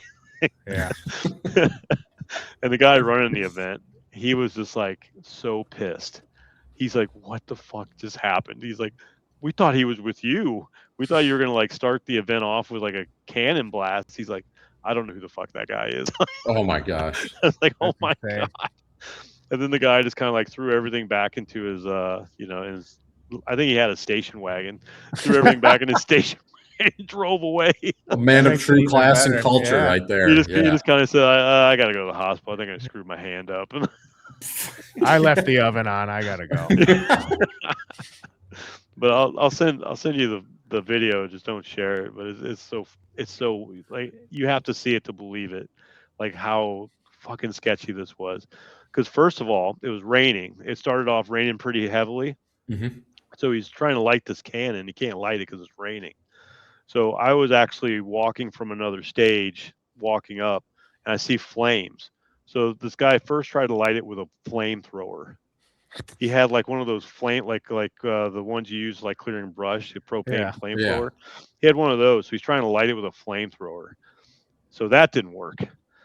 So then he goes, "Hey, has anybody got a hammer?" And Oh, then somebody goes, "Yeah, I got a hammer." So they, they give him a hammer, and he has some sort of like charge on there that if you hit it, like it'll ignite. So he's just kind of doing one of these numbers, Jeez. and he finally hits it, and it just like all hell breaks loose. It's like holy shit. Oh my god. It was insane. But when you ask yourself, why am I going to these events? It's because you don't want to miss that. You don't That want to miss stuff is- like that happening. That is very, very true. Paul, I'm bringing a cannon to Thunder. You better fucking not. If I will make a pact, if you bring a cannon, I will fly out there. Like I'll show up. I'm not gonna miss another cannon. It's like with Clash Bash in the trench, right? Like everybody will talk about how bad that trench was. Oh, like, yeah. At every event they ever go to. Like remember Oh, the yeah. trench? Like oh my god. It's raining. Well, it ain't as bad as the trench. Okay. Not as bad as that trench. Holy smokes, man. Yeah, exactly. So I mean, going to events and having stories like that is cool. Like Yeah. And also like too, some of this jank is like these events are put on by like volunteers. yeah, And it's- exactly. And it's just like sometimes, and I'm very guilty of this, where it's just like we could definitely do this on a stage, and we're gonna have the people come over here, and they're gonna roll this way, they're gonna do this, they're gonna do that, and then it's just like sometimes your eyes are bigger than what you can actually eat. Oh, yeah. And I feel like there have been a couple of events that I've gone to where it's just like, man, I could really see where you guys were going with this one. And then it just kind of turned into a little bit of a shit show because, you know, you could kind of only take it so far for an event like that. There was actually I forget where I was at, but they wanted to start off with a cannon shot as well. Yeah. Hopefully it's not from that guy. It might have been because they had it was a bowling ball that was in it. And they were like, we're going to launch the bowling ball. And this is going to be like, you know, our you know, essentially the kickoff to the event. And then they had a hang fire with a bowling ball. And they were like, we're just going to give it a little bit of time. And how about everybody just kind of back up a little bit?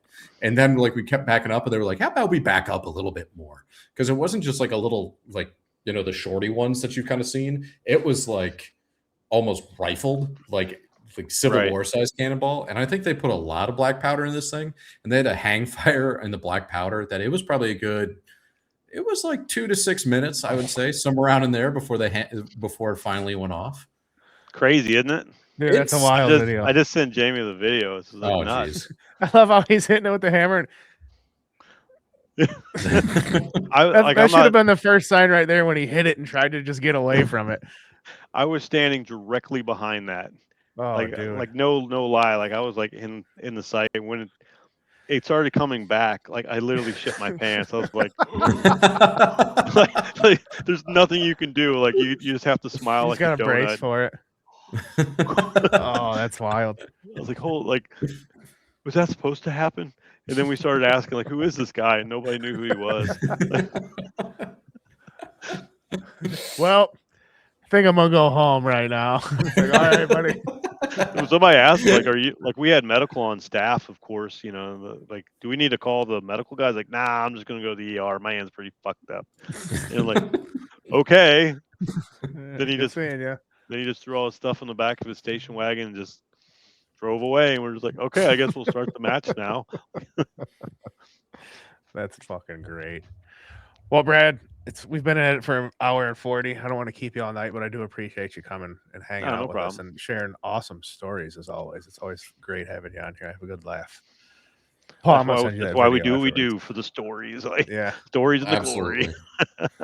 Absolutely. Hopefully I got something as cool as that coming up at some of these competitions. I can send you a video. Look at what the hell happened here. Hopefully I'll show up and I'll make something happen. Like, yeah, there you go. That's what I'm talking about. Just don't do it at any of the ones that I'm running. I gotta keep this shit going. Putting Brad into disguise. You won't even know it's him. I'll show up with like the glasses and the mustache and the nose. Like, yeah, you don't know who I am. I'm not him. What's that guy's name, Paul? With the mustache and the nose and the glass. The Groucho Marx. Yeah, the Groucho fucking mustache. Marx, yeah. I call him Marx. That's communism, you idiot. My Gene Shalit wig is at the dry cleaners right now. I might as well have that one going on. That's awesome. I had that happen at work. We fired a guy and he tried to sneak back in with like a fake mustache and glasses. Shut up. I swear to God. And we're just like, what are you doing? He's like, nothing. He's like, just came to get my brother's paycheck. I know it's you, Chuck. You need to go. I worked with you for 2 years. I know it's you. That's hilarious. My job in college, we did like internet essentially for the campus, and like the actual managers were only there like Monday through Thursday, and then Friday, Saturday, Sunday was like the assistant managers.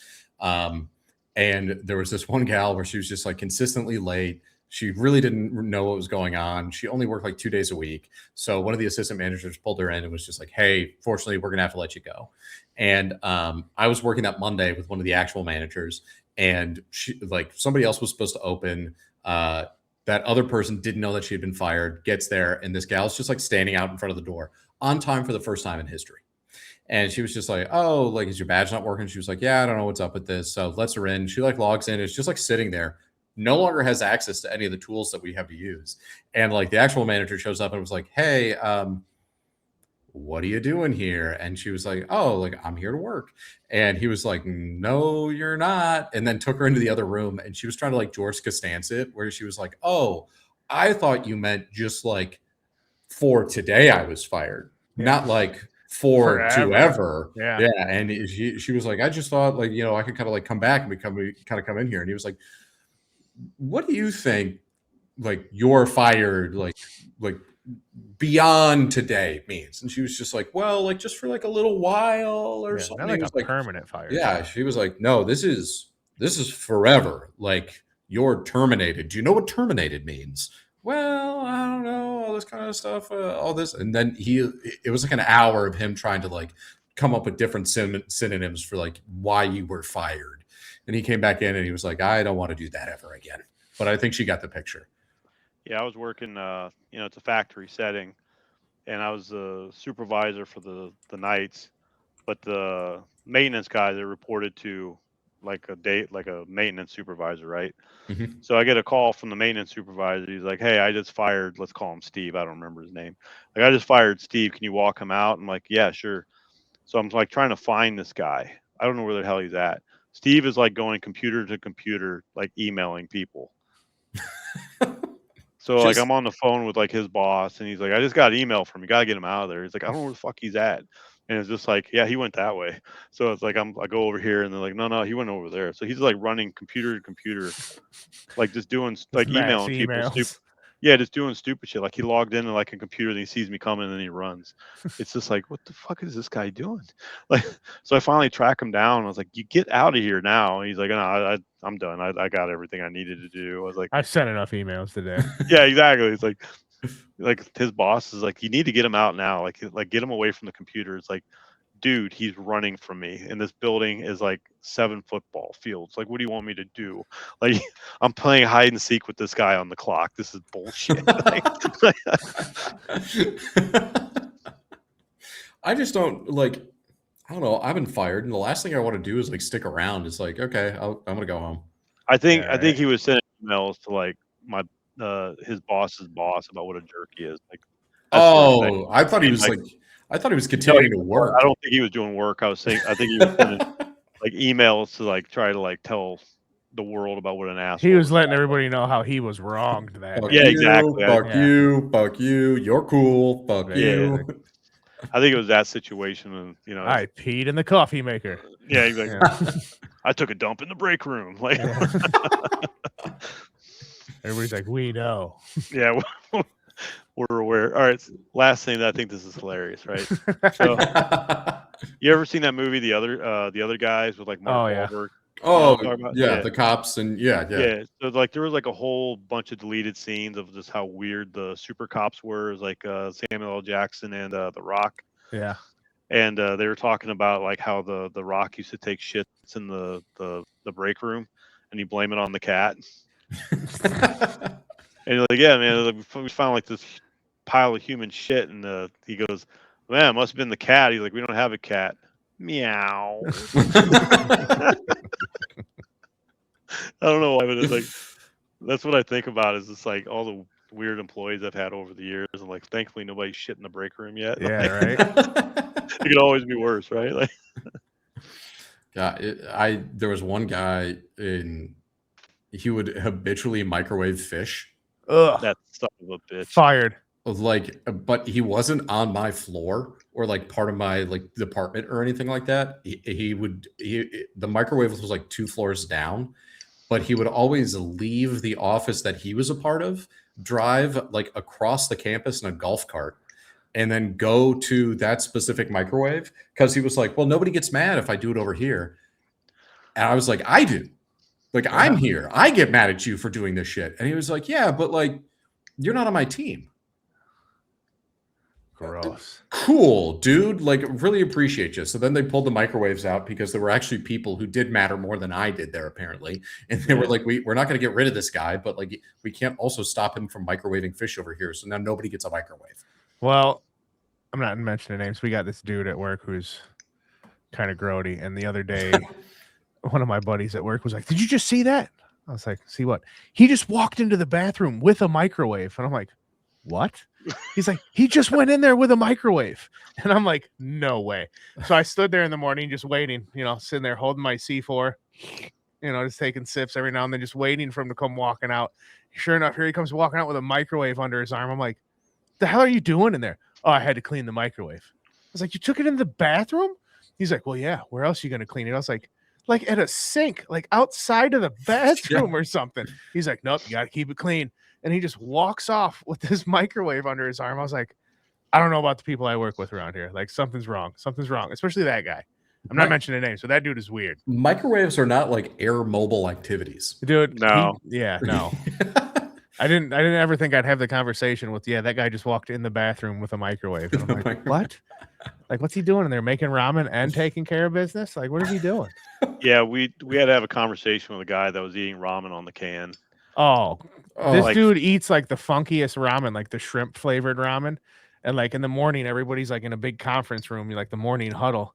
And he'll just walk over, fire up like yesterday's Taco Bell, 2-day-old Big Macs, or a cup of stinky ramen. And everybody's just like, dude, what the hell? And he's like, what? I got to eat. And it's like, he's like a human garbage disposal with his diet. It's fucking disgusting. Well, the cleaning ladies were like, somebody keeps leaving like cup of noodles in the stall.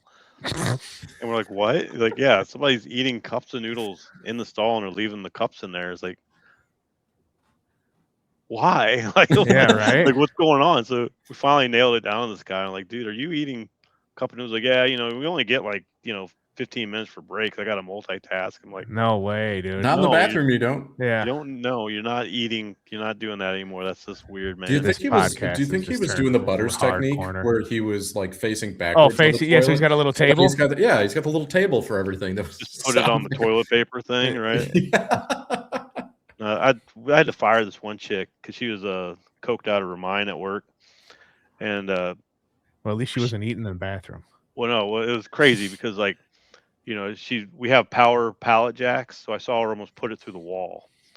Like she was just like slammed in the wall with it, and I was like walked over and let's call her Jane. I was like, Jane, you okay? And I could just see like she's fucked up. I was like, I'll tell you what, go to break, Jane. Just go to break. I'll have a conversation. We'll patch this up.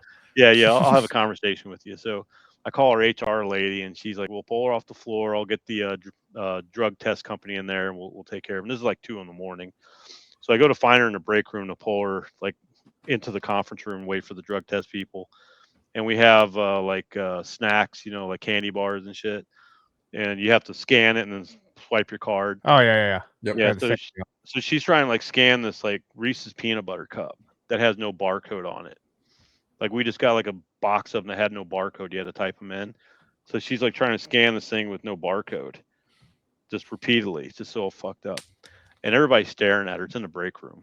And I walk up. I was like, "Hey, Jane, what are you doing?" Like trying to get me some Reese's peanut butter cups. Like, well, there's no barcode on it. And she goes, throws it over her shoulder. I ain't got no fucking money anyway. I was like, all right, you come with me. So the drug test people show up and they test her, and she comes out, and she's drug test lady is like, yeah, unfortunately she tested positive. Like, tell them what I tested positive for. And she's like, you want me to violate your HIPAA? You want me to violate your HIPAA laws to tell them what you test? Yeah, tell them. She tested positive for cocaine. I did that cocaine on my time, not your time. You can't hold me accountable for things I do on my own time. It's like, oh, okay. I love Jane. when people try to defend themselves for stupid shit. It was beautiful. Like she turned into like, Judge Wapner over there, like Judge Judy, trying to explain like cocaine laws to us. It's like, yeah, you just need to go. Like cocaine laws. Yeah, like laws. It was medicinal. Yeah, right. I did that over 20s. the weekend. I didn't do it today. Like it doesn't matter. That's You're out of hilarious. here. Well, that's an end of the, ladies and gentlemen. You can't eat food or do cocaine at work. Even if it's on your own time over the weekend, you're not allowed to do it. You need food, just not in the bathroom. Yeah. I thought this was America. Yeah, right. Good Lord. Well, Brad, as always, it's been fun, buddy. I appreciate you being here. Yeah, and no problem. I appreciate all you guys for listening. And if you made it this far, I hope you enjoyed our crazy coworker stories here at the end. And send me pictures of your dogs. We want dog pictures. We were supposed to talk about Kalashnikov, so we don't talk about dude, dogs, coke, and 9mm. We sprinkled a little AK talk in there. Salt, pepper. It was in there. That's like is there anything that can be said about Kalashnikovs that hasn't already been said? Yeah, right. The people who shoot them can sometimes be annoying. They got weird coworkers. Well, this is the thing that I find funny.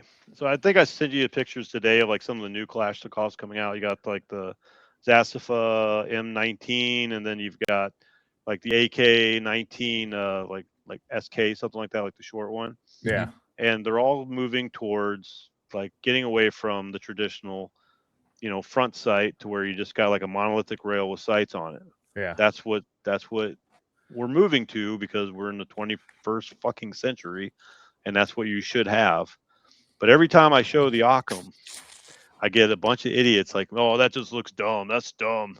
That don't look like an AK anymore." Like, yes, that's because the world is moving towards this. Like, this is what we're supposed to have. So That's like like that's like one you're asking, like, what can we say about Kalashnikovs hasn't been said? It's like the traditional design was from 1940s. yeah. We need to move forward. Like, we need to get away from that design if we expect, anything better from this platform. It's like somebody with a Model A Ford bitching at you that your F-150 is just not the same, and you're like, yeah, I know it's not. I know it's not. Leaf springs suck for suspension, pal. Yeah, It's a rough ride. yeah. And I live in the hills. Oh, well, thank all of you for listening. Thank everybody for watching. Brad, thank you for again joining us, and you're a great guy. I appreciate you. I don't talk bad about you, even to your face or online. How about that? Go ahead, talk bad about me. Yeah. I got this thick as skin. When I was in the Marine Corps coming out of boot camp, right in front of my family, one of my drill instructors said, "This is the stupidest cocksucker I ever met in my life." It's like, thank you. Right in front of mom and dad. I appreciate that. At least you didn't call me ugly, Yeah. Or late for dinner. Yeah, right. Yeah. All right. Well, I appreciate you guys listening, watching, subscribing, share with a friend, tell everybody how ridiculous this podcast can be sometimes. And thank you all once again. We'll see you next time. Have a good one. Shooter ready. Yep. Shooter ready. Shooter ready. Stand by. Shooter, are you ready? Stand by. Shooter ready. Stand by.